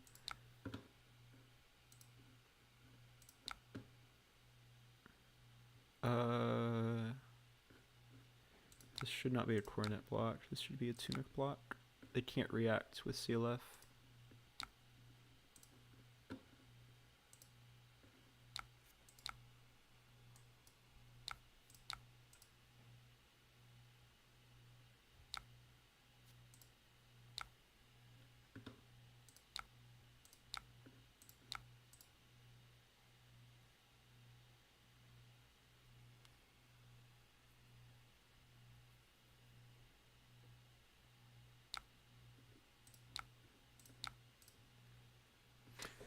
Man, pushing 1 damage has never felt so good as when it puts an opponent to 5. Oh, they're super dead. Super duper dead, as I like to say.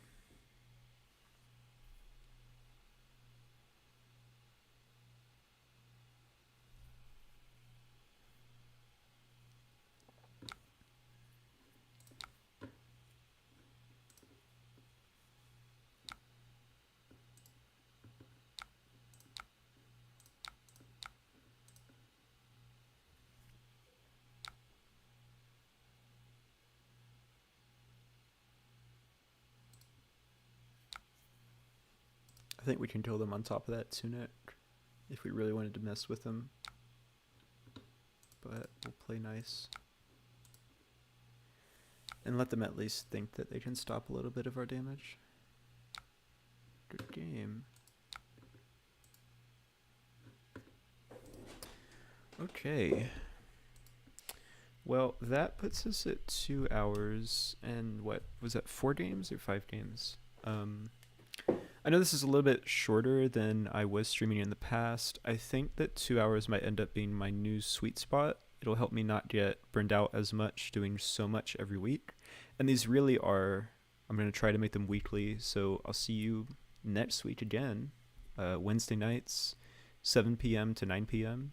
Central Standard Time. Nope, I don't live in Texas anymore. Eastern Standard Time. That's 6 to 8 Central, if you happen to be over there. Thanks for hanging out, guys. Hopefully, I have another one of these shiny things, not a Rosetta Thorn, but like a Metacarpus nodes, fingers crossed. Hopefully I have another one of these shiny things to show you all next stream. Playing 2 more ProQuests this weekend, Heroes Inc., right outside of Pittsburgh, and max level here in Cleveland, so maybe I'll see y'all there. Until next time.